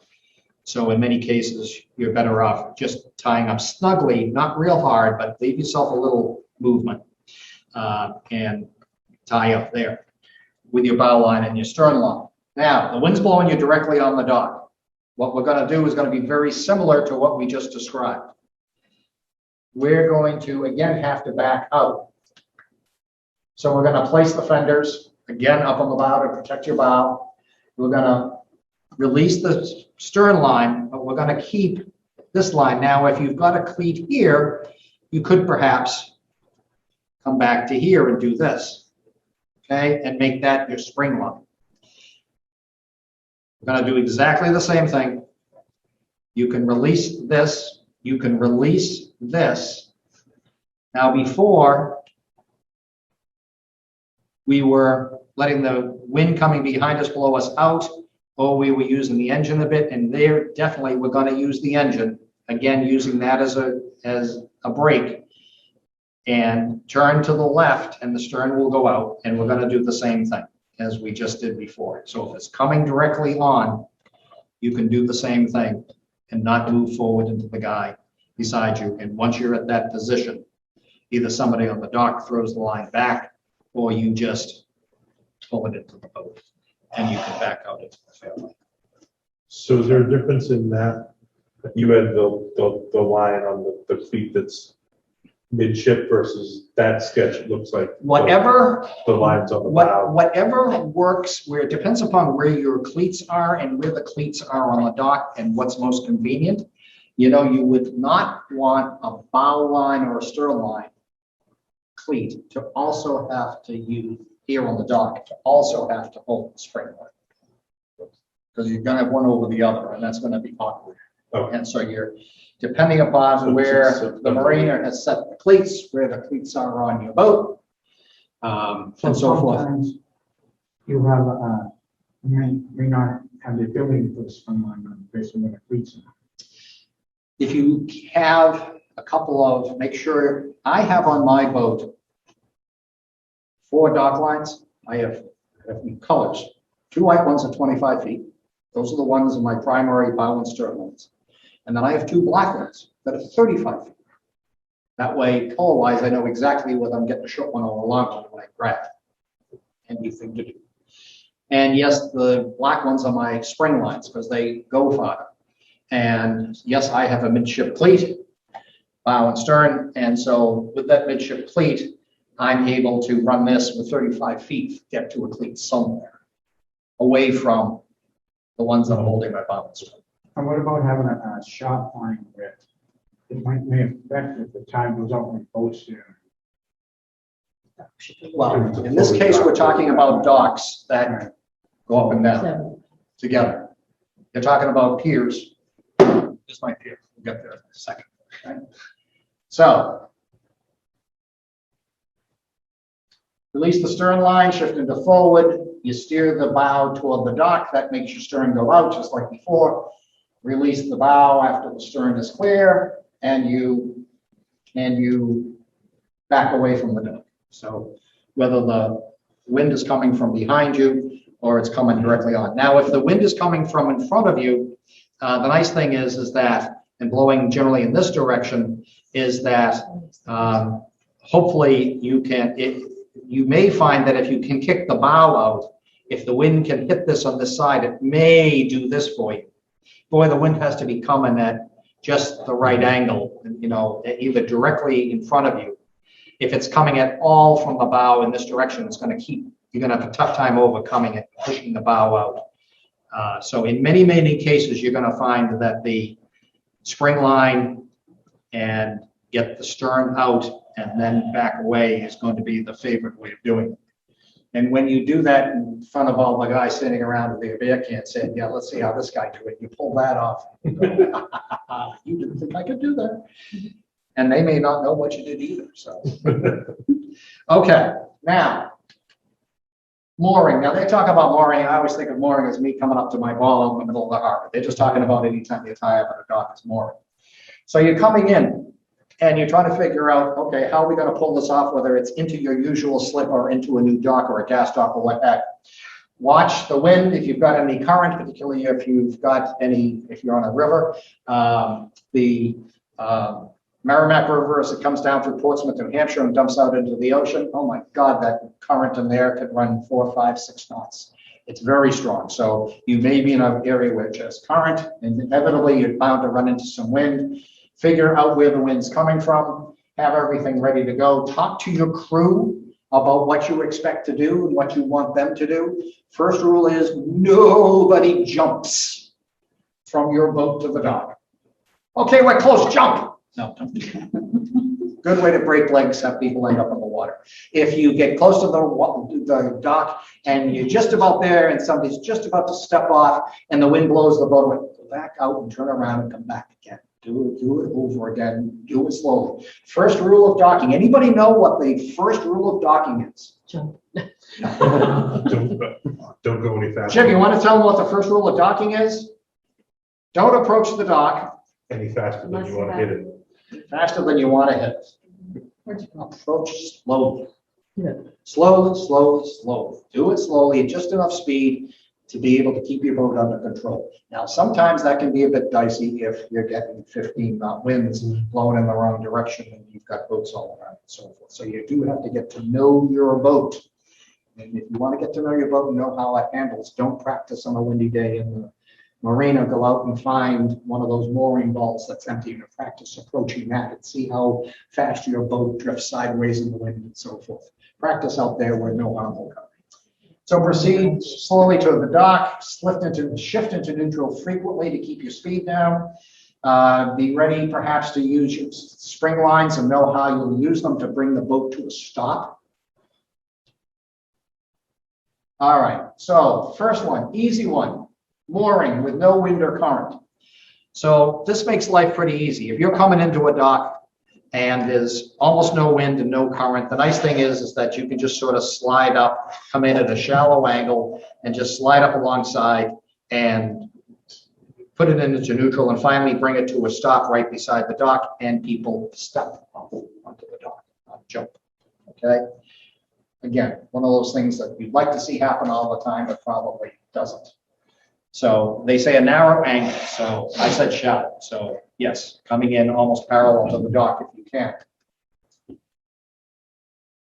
Let your momentum carry you to the dock. Use reverse if you have to. Now, Hey, Joe, yes. take past 8 if you want. Okay, well, I'll get through this and then we'll take our break.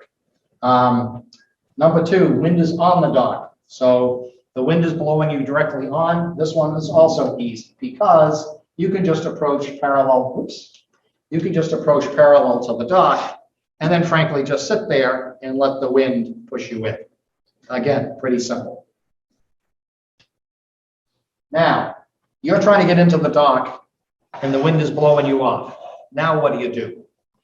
So their suggestion is, those of you with outboards and stern drives, and frankly, it isn't too much different for me with my inboard and a rudder, is that the maneuver is basically reverse of what we just did, getting off the dock under the worst conditions. So first of all, the wind's trying to blow you off the dock. So instead of coming in sort of parallel, you do have to come in with a little sharper angle. You have to know how your boat reacts. And then at the last minute, try to bring your boat in close if you can to the dock. But you're going to be basically approaching with this front quarter of the boat. You want to have a spring line ready. So I'd have one of my 35 footers out ready to go on the bow of my boat. And as I got close, I'm going to have somebody here ready to step off my boat with a big coil of line with them. And as I come into the dock and this thing's trying to blow me off, what I want him or her to do is to step off and find the nearest cleat and wrap one full time around the cleat. Now that's important. Not just do this, not do that, do this. So the line crosses, and if they give a tug on it, that will snug the line down. And I don't care if you are trying to bring, a 45-foot, 20-ton cabin cruiser to a stop, you can practically do it with one hand. The cleat will take and give you the stopping power, the friction on it. You will feel almost nothing. You just pull it snug, and that boat, pretend this is a 45-footer, that boat will go up and do this.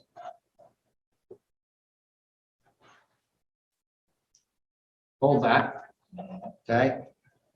Give me some slack. Give me some slack. Give me some slack. Give me some. Okay, now just hold it. Don't pull. Just hold it. Okay. And this boat comes up. Are you feeling anything? Okay. Now clearly it's not a 45-footer, but the point is, she's not feeling a thing as I tug it. It doesn't produce any tug. No. But the point is, you don't feel it happen. It's like not. It's that line isn't being pulled. It's the friction of the line around the cleat will bring that boat to a stop, and that's the thing that most people don't realize is they stand on the dock and they try to do this and they practically get pulled into the water, even with a little boat like that. Get a full turn around the cleat, stand still, hang on to it, bring the boat to a stop. Okay. Now at that point, if the wind is trying to blow the boat off and you've got a full turn, okay, so now how do you get the stern in? Just what we did a moment ago. Now you're going to try to take a right-hand turn. go motor forward, still hanging on here, and now the stern's going to come in, and now somebody can step off the stern with another line and bring it back here. Now you've attached two lines. Now you can shut down the engine and start cleaning things off and moving lines as you need to, but you've got everything under control. Boat is no longer moving and trying to get away from you. You can carefully keep one line always cleated and move to another cleat and cleat up comfortably. Okay. Since you were using a 35-foot spring line, could you throw the long end onto the boat? Well, the first thing you'd want to do is to get this around the cleat, and once the boat comes to a stop, I would do a full, complete cleat hitch, just to make sure the boat's totally secure to the dock and isn't going anywhere. That would be step one. Make sure that the boat and the dock are well connected. Okay. And then start using your other lines to adjust exactly where you want the boat located on the dock and where you'll want your lines to be, the dock lines. And the string lines. My question was, as the wind's blowing you this way, could you then use this rope tied here, say? Perhaps, but it complicates things a little bit, because sometimes what you realize is I've got it cleated here, but my bow is in too tight, and I really want to let my bow up. Well, now I got to undo this and then undo this, and then so if it's possible, separate lines for everything. Yeah. It just makes your life easier. One line, one job. Yeah, exactly. Okay. All right. I think so. That's what they're suggesting. Bring the stern in using that spring line. Okay. Mooring to floats and piers. Okay. So one of the things is, if you do find yourself on a float or a pier, now we've got something fixed. No longer does it go up and down. And you come in at low tide. Once again, we're going to have the same situation. I'm going to skip the dock lines. And what I'm going to do is I'm going to do this the right way. Come to the stern. And I'm going to go all the way back here with one to keep me from going forward. And I'm going to come all the way up here to keep me from going back. Now let's pretend that I put a dock line from the boat up to here and here from the bow and stern. All right, these are going to keep me from moving forward and back. Now the interesting thing is the tide comes in. You got to say to yourself, well, now you're going to go way forward. Now you're going to go way back. Well, the interesting thing is the tide comes in, the boat comes up. I'm going to make the opposite happen. I'm going to make, all right, so the tide just came in. Now the boat and the pier are at the same height, because we got 10 feet of water under me. Surprisingly enough, those spring lines severely restrict me from moving forward and back. The longer the spring line that you can get out there, the less you're going to do this at high tide or low tide. So whether it's at high or low, now it'll keep you from doing that. Now, what it won't do, unfortunately, is it does allow that. Okay, and that's where your lines may need to be adjusted from time to time. Okay, so, but at least it keeps you from going forward. All right, but most of us find ourselves at floating docks rather than piers. They go through a whole bunch of things about the spring lines. The only difference on these is there you can see cleats on the dock. You can see cleat on the boat. It doesn't make much difference which way you do it. If you don't have the cleat on the boat, then you can use the one on the dock. They all perform the same function. Okay.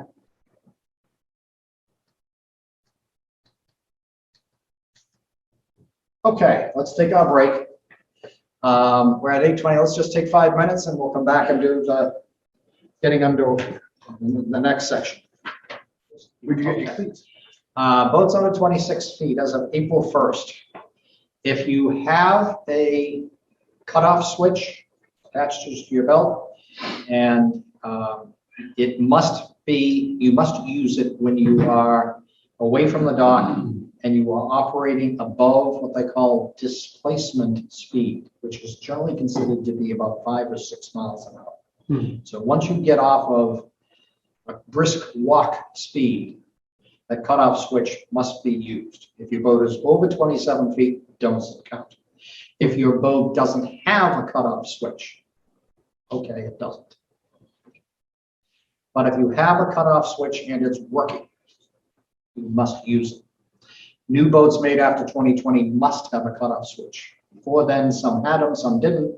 Maybe they work, maybe they don't, but if it's got it and it's working, or if your boat was made after 2020, you have to keep it working. So I've got a whole bunch of these things.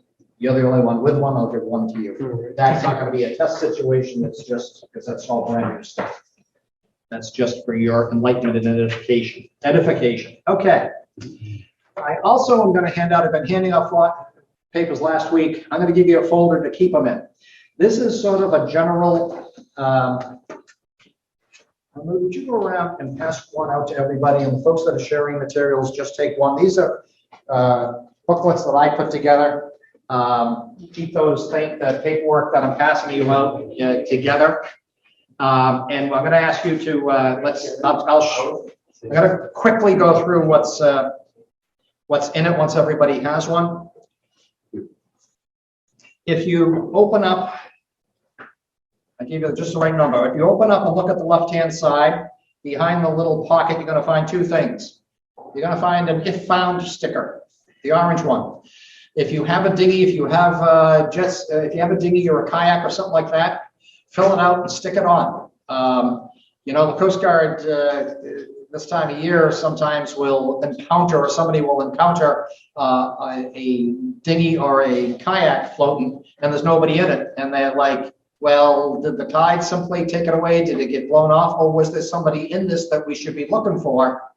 And they don't know who it belongs to.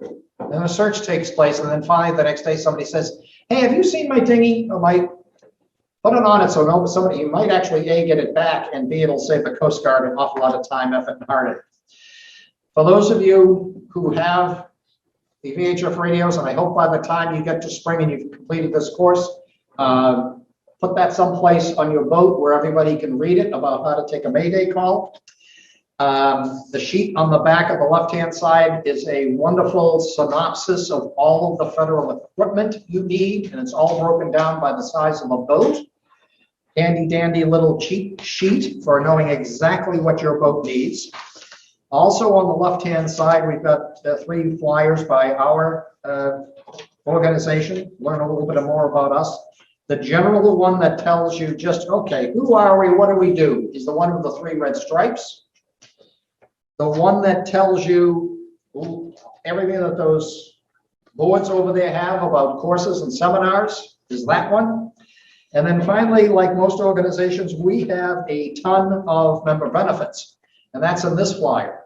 Yes, the usual rental cars and all that sort of stuff. There's one in here that I don't, let me just look quickly and see if I see it. This flyer may be a shade, maybe a couple of years old. I don't see it.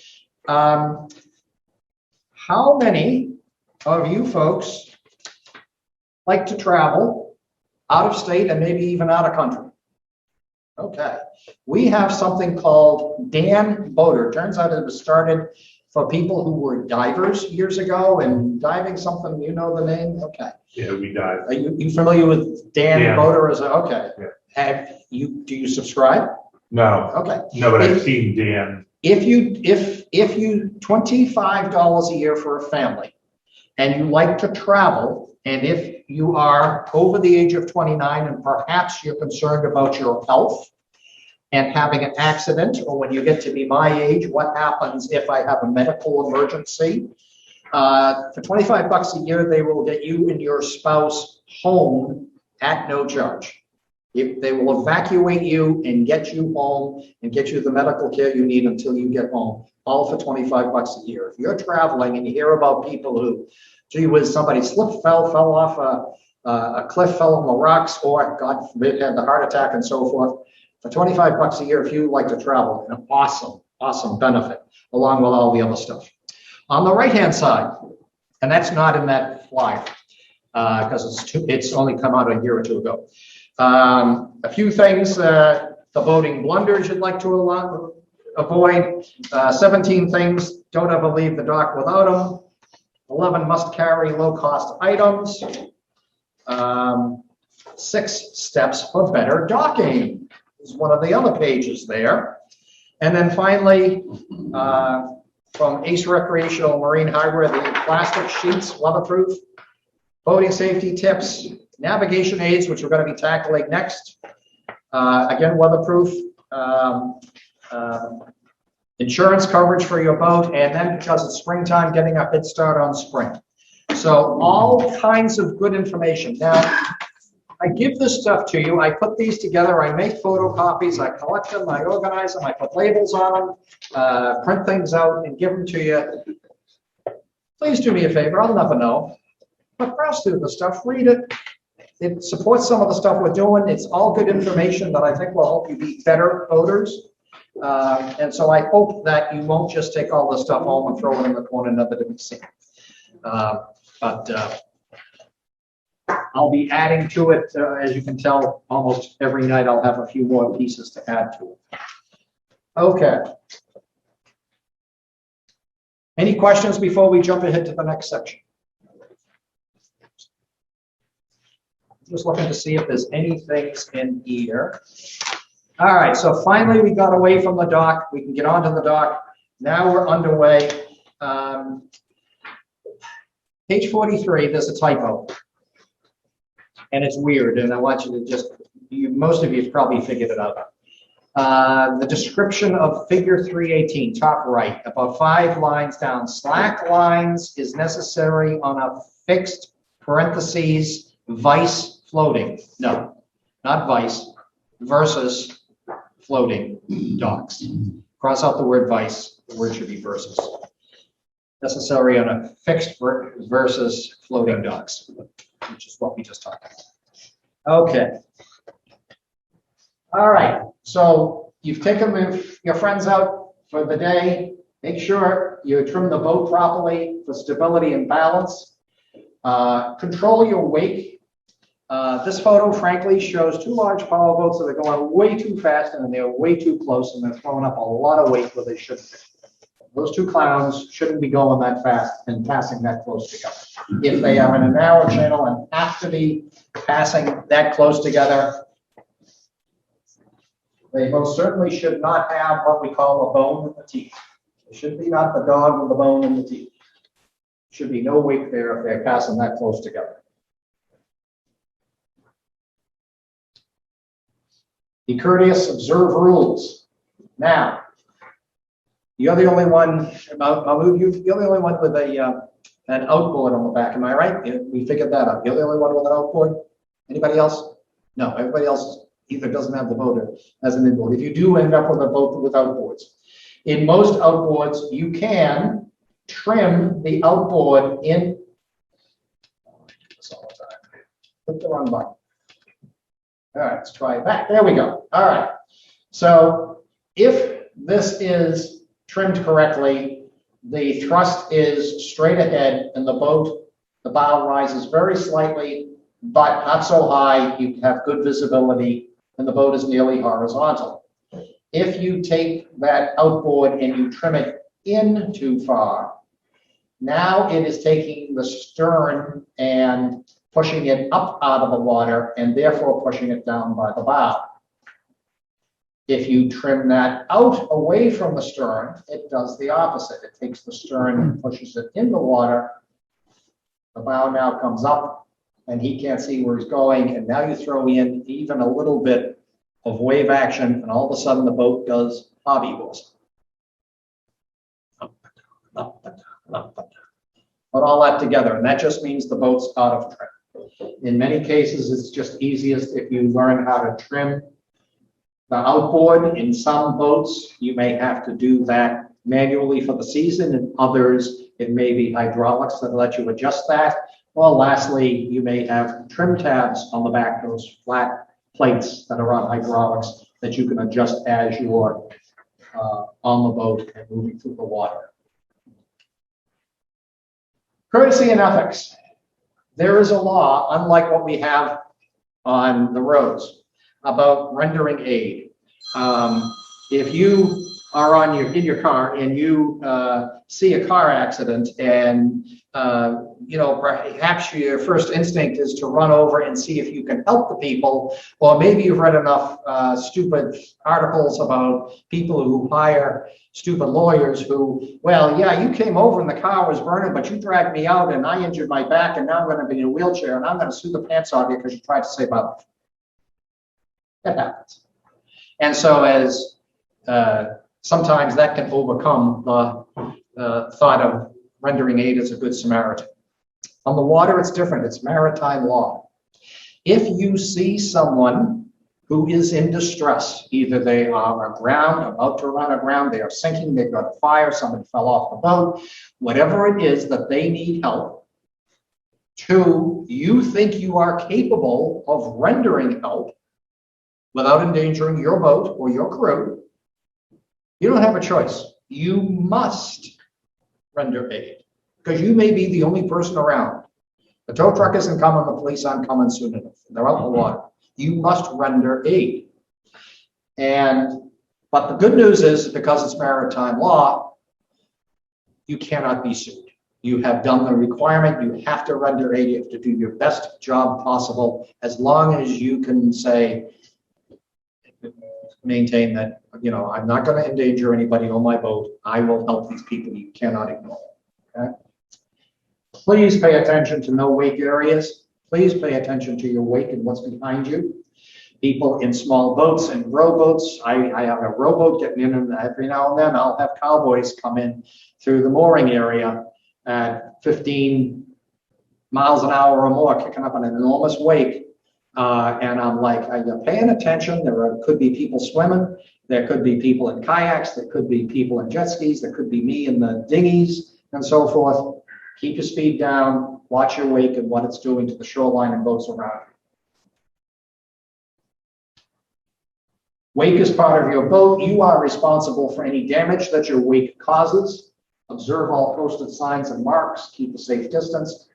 Common sense. But you know what? Those are all kindergarten rules.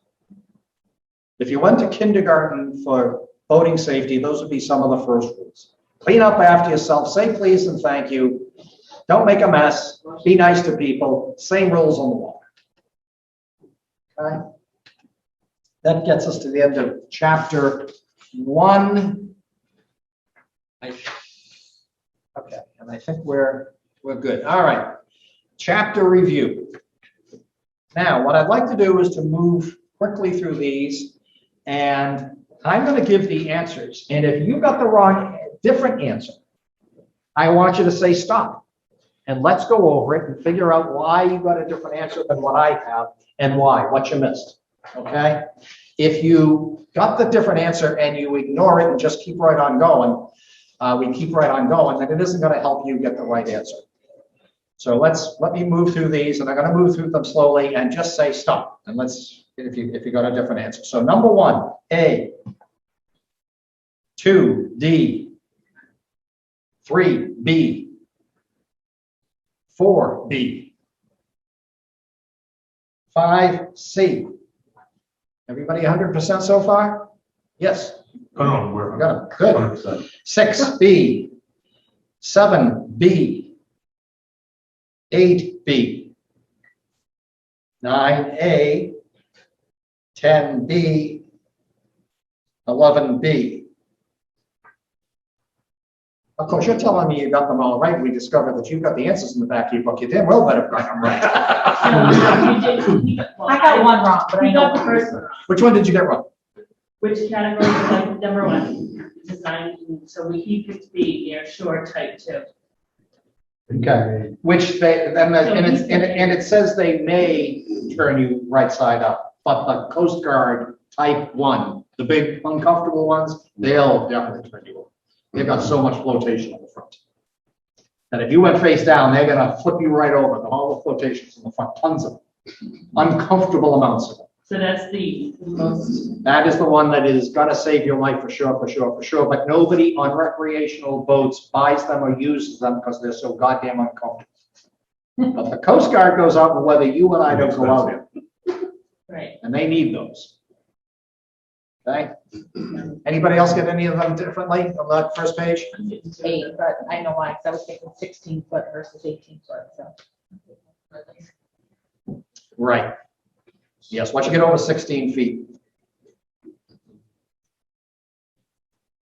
All right, next page is number 12D, 13B,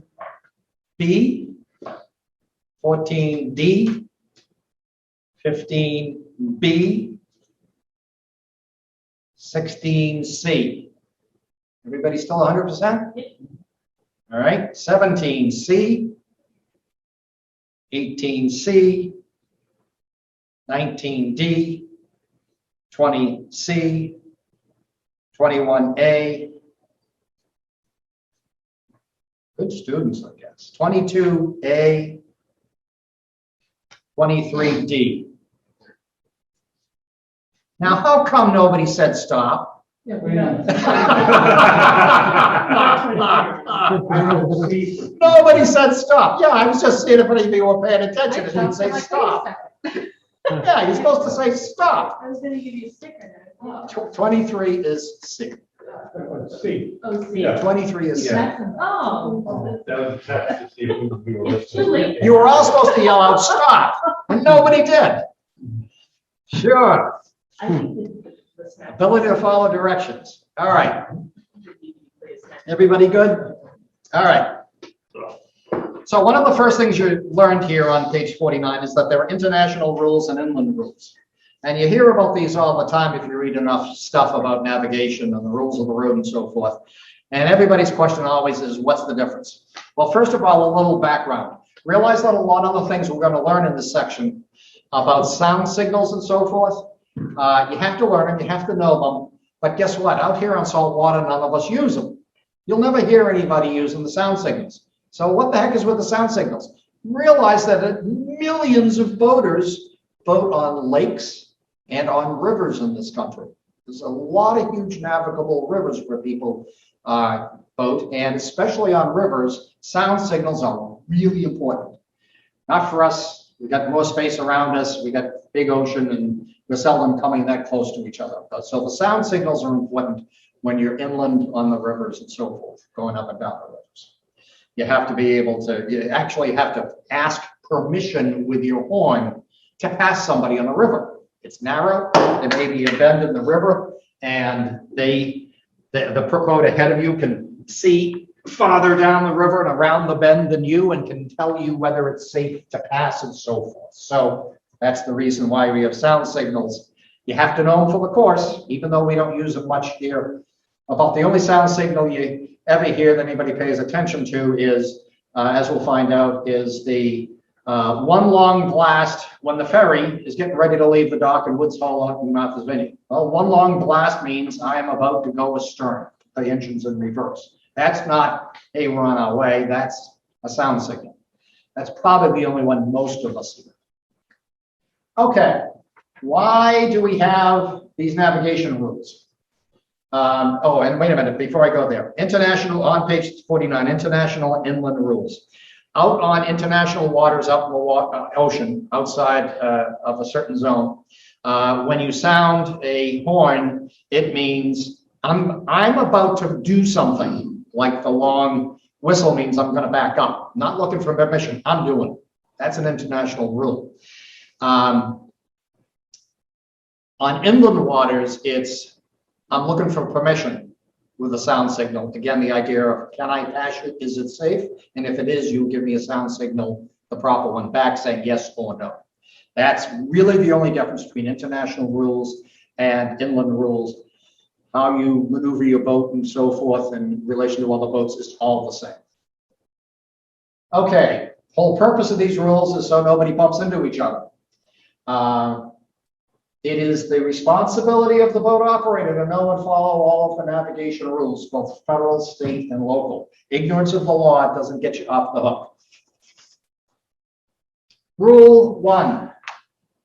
International rules on the high seas outside a line of demarcation. If I walk over here to this chart, I will find that there are lines on it that will Okay. Maybe I should have flipped it over if the other side. Okay, we have across the Seconic River, a dotted line that says COLREGS, demarcation line. Collision regulations demarcation line. Inside, you're on inland rules. Outside, you're on international rules. Another one here right off Newport, dotted line with this written on it and so forth. So you will see these on your charts telling you where these difference between the inland and the international rules apply. It still only has to do with the sounds and the whistles and so forth. Action being taken versus intent. That's the only difference between the two. Rule 2.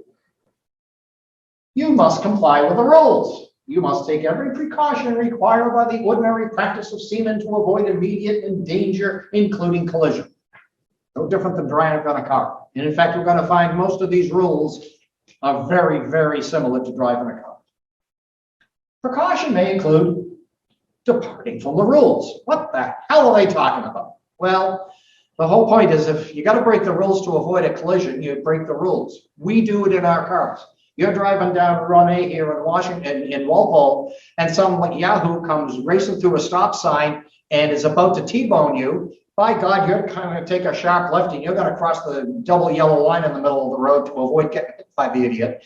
You just broke the rules because you just crossed the double yellow line. Well, nobody's going to take you to jail for crossing the line, but you broke the law technically to avoid a collision. Same thing on the boat. You do not say, well, I've got right of way. Stay out of my way. I got right of way. Well, if you're going to have a collision, you got to change your course. It's the old story. He was right. He was dead right. Okay. We do need to know some navigation terms.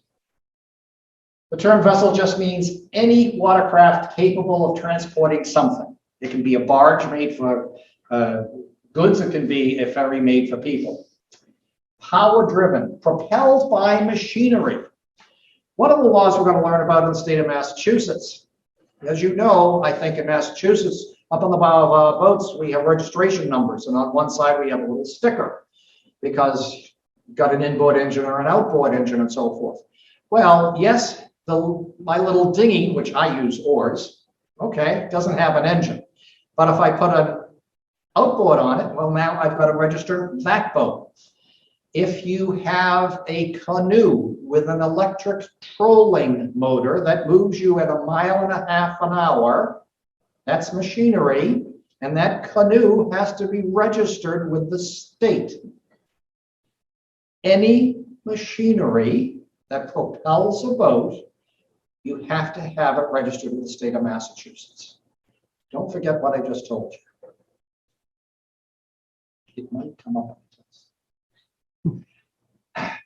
Sailing vessel means that using sails only. I've got a sailboat. The minute I turn on my motor, whether my sails are up or not, I become a motor vessel.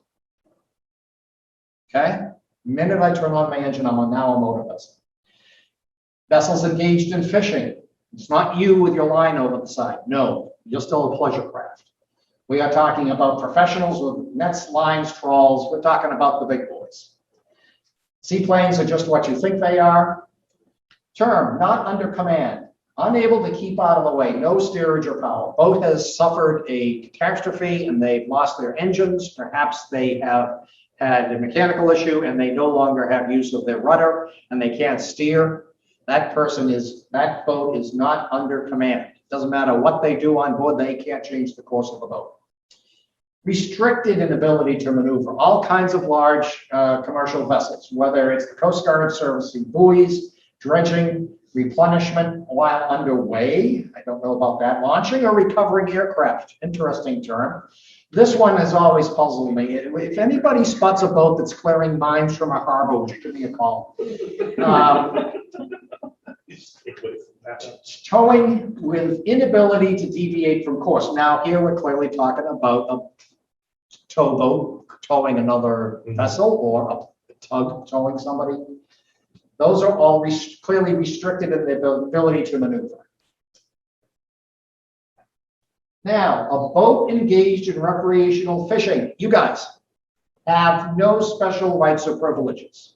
Remember that. You're not technically a fishing boat, even though you're fishing from your boat. We talked about being underway, what that means. Restricted visibility could mean anything from fog to snow to heavy rain to sandstorms. It can also be nighttime. That's restricted visibility. The wing in ground is a very strange term. It means a hovercraft. Again, I've never seen show up on a test. Vessel priority. So who's got the right of way over everybody else? Clearly, vessel's not under command. There's nothing they can do. So everybody has to stay out of their way. If it's restricted in ability to maneuver, then we just saw that list of people, they are next. If a boat is engaged in professional fishing with nets and so forth, then come me if I'm under sail. Finally come you guys. You're at the bottom of the list. You've got the most maneuverability. Yes. Restricted in ability to maneuver, doesn't that also include dive boats? If you have divers in the water? Yeah, but you would then be presumably anchored if you've got divers in the water. You wouldn't have an engine running with divers in the water. You'd be anchored. Okay. Yes, Mike. A vessel not under command, would it be signaling, letting others know that it is? Usually they will be flying special flags or shapes, like if they're dredging and so forth. Also, it will probably be buoys around them and so forth. But yes, if you knew all that stuff, that for your captain's license, you would surely spot some sort of special flags that indicate what they're doing and to stay clear of them and so forth. Yes.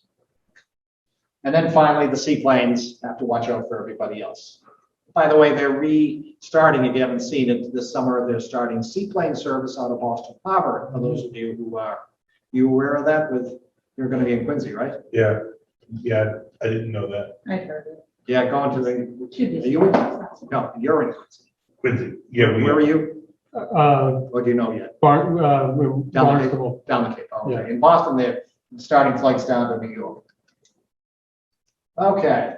From the airport?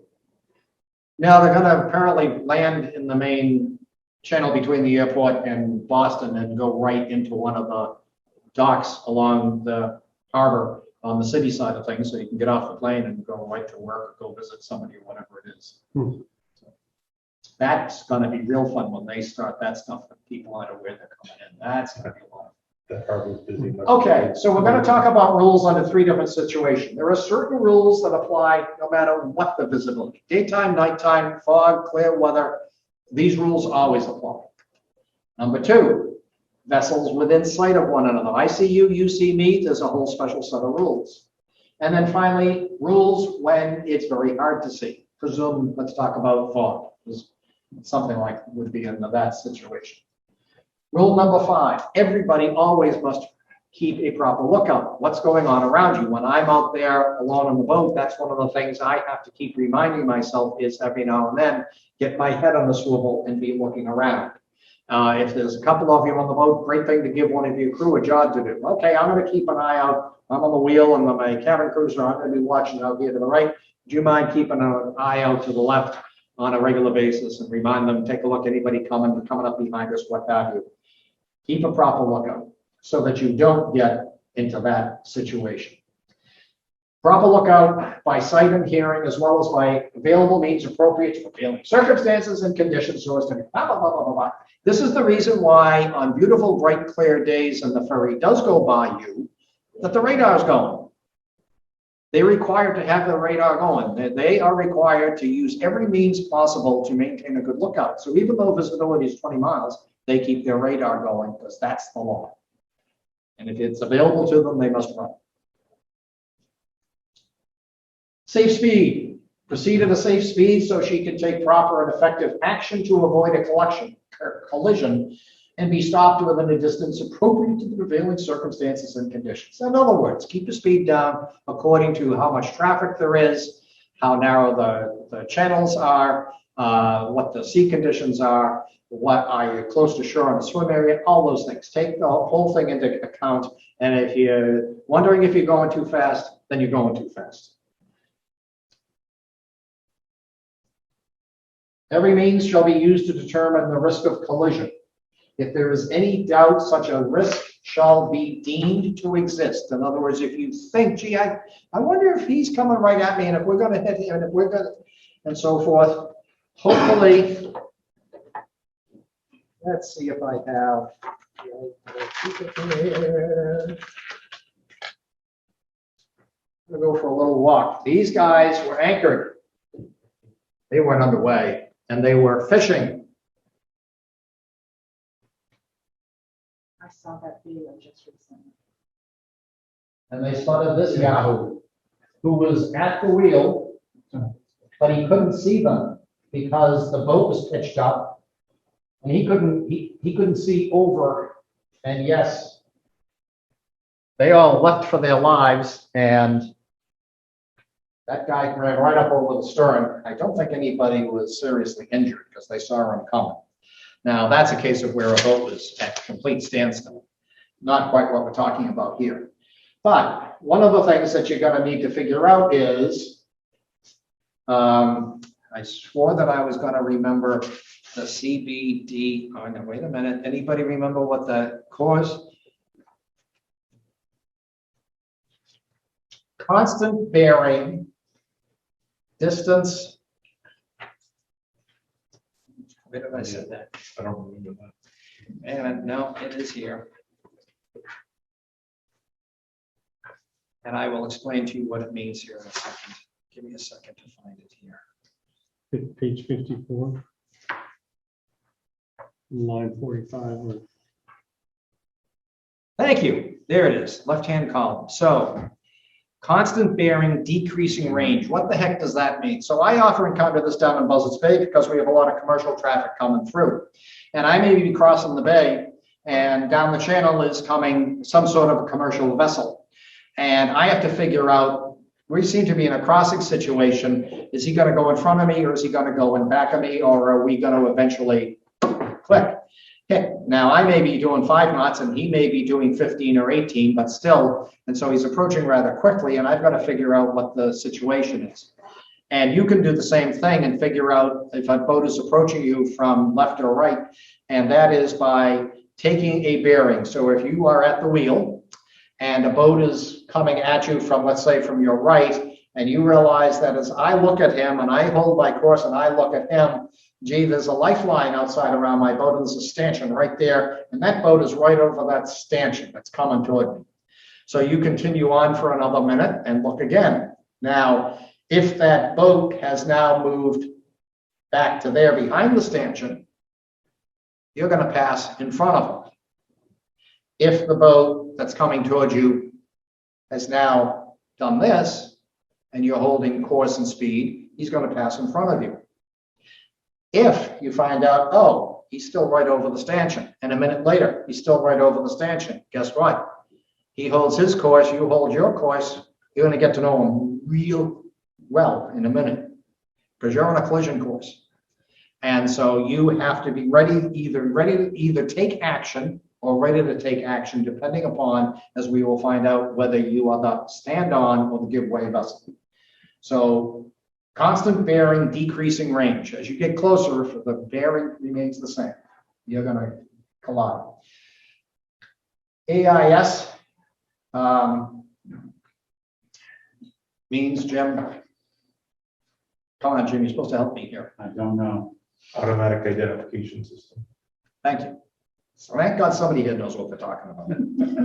Automatic identification system is becoming more and more popular. I don't have it on my boat. I just learned that I can basically get something about the size of my handheld radio for $300.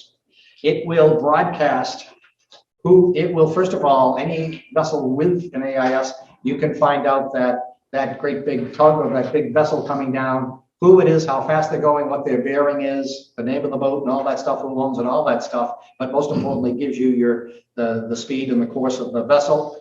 If you have AIS, you can just receive, only that. If you also get one that broadcasts it, you can have all that information in, and everybody else knows that you're there and he'll see you and so forth. All major commercial vessels are required to have it. Like anything, it was really expensive when it came out years ago, strictly on commercial vessels. Now it's down to a handheld unit by ICOM for about $300, and that may be my next Christmas present to myself.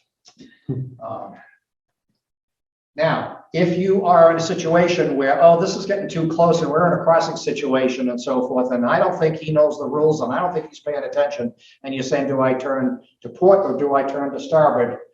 General rule, always turn to starboard. That's the safest thing to do. It's a natural thing for most of us to do, again, from driving cars.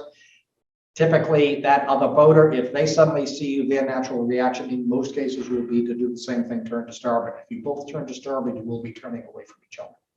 So if there's a question about that, turn to starboard. Now, if you realize that you are, as we're going to be calling it, not the right of way, but the stand-on vessel, meaning you're supposed to keep your speed and course, or the other guy is, and you are on the give way vessel, you're the one who has to change your course. Make sure that you change your course loudly enough. I don't mean loudly, I mean make a dramatic change in course. So if that other boater is looking at you, they now know, okay, that guy over there sees me. He knows that I'm the stand-on vessel. He knows he's the giveaway vessel. And sure enough, he made a substantial course change. And now if he holds that new course, we're going to be safe and there's nothing to worry about. Don't do a little change, make a big change so that there's no doubt in anybody's mind. Check, pass at a safe distance. Keep an eye on it till you're clear. Now, if in spite of everything, it gets nasty, you're in a tight area, a crowded harbor, and somebody's upon you suddenly, yeah, you may need to stop, slow down, and maybe even back down to avoid a collision. So you have to be prepared. And again, one of the major reasons for keeping your speed down based on the conditions. All right, so the giveaway vessel is the one required to change course or speed. As we just said, take early and substantial action. A stand-on vessel must maintain course and speed. Let's go back to the highway again. You're on the highway, you're on the right-hand lane, and somebody wants to pass you. Are you supposed to speed up? No. Are you supposed to slow down necessarily? No. You want to do what the person passing you or expects you to do, and that is the person on the highway who's passing you expects you to maintain your speed and stay in the right-hand lane and not suddenly cut them off or not do something stupid. So if you are the stand-on vessel, after you've learned these rules and you say, okay, he's supposed to change course, not me, you hold your course, you hold your speed, you keep an eye on that other vessel and make sure. Yes, clearly there's a lot of people out there who don't know the rules of the road. Most of them don't, and so you've got to be very careful about that and be prepared to make changes if needs be. Rules depend upon the situation, overtaking, head-on, crossing, types of boats, and so forth. Now, at this point, we've snuck by 9, and we have a whole bunch of this stuff, which is going to take some time. So let's stop at slide 15. We got a little behind, which is not too unusual. And we'll pick it up here next week under navigation rules. I took up a lot of time with the app, this getting going. We're going to find all this stuff on the app again and so forth. So let's stop there. Certainly, we will get through the rest of chapter 2, and we'll get the questions done for chapter 2, and I hope we'll move on to some of chapter 3, maybe a little bit.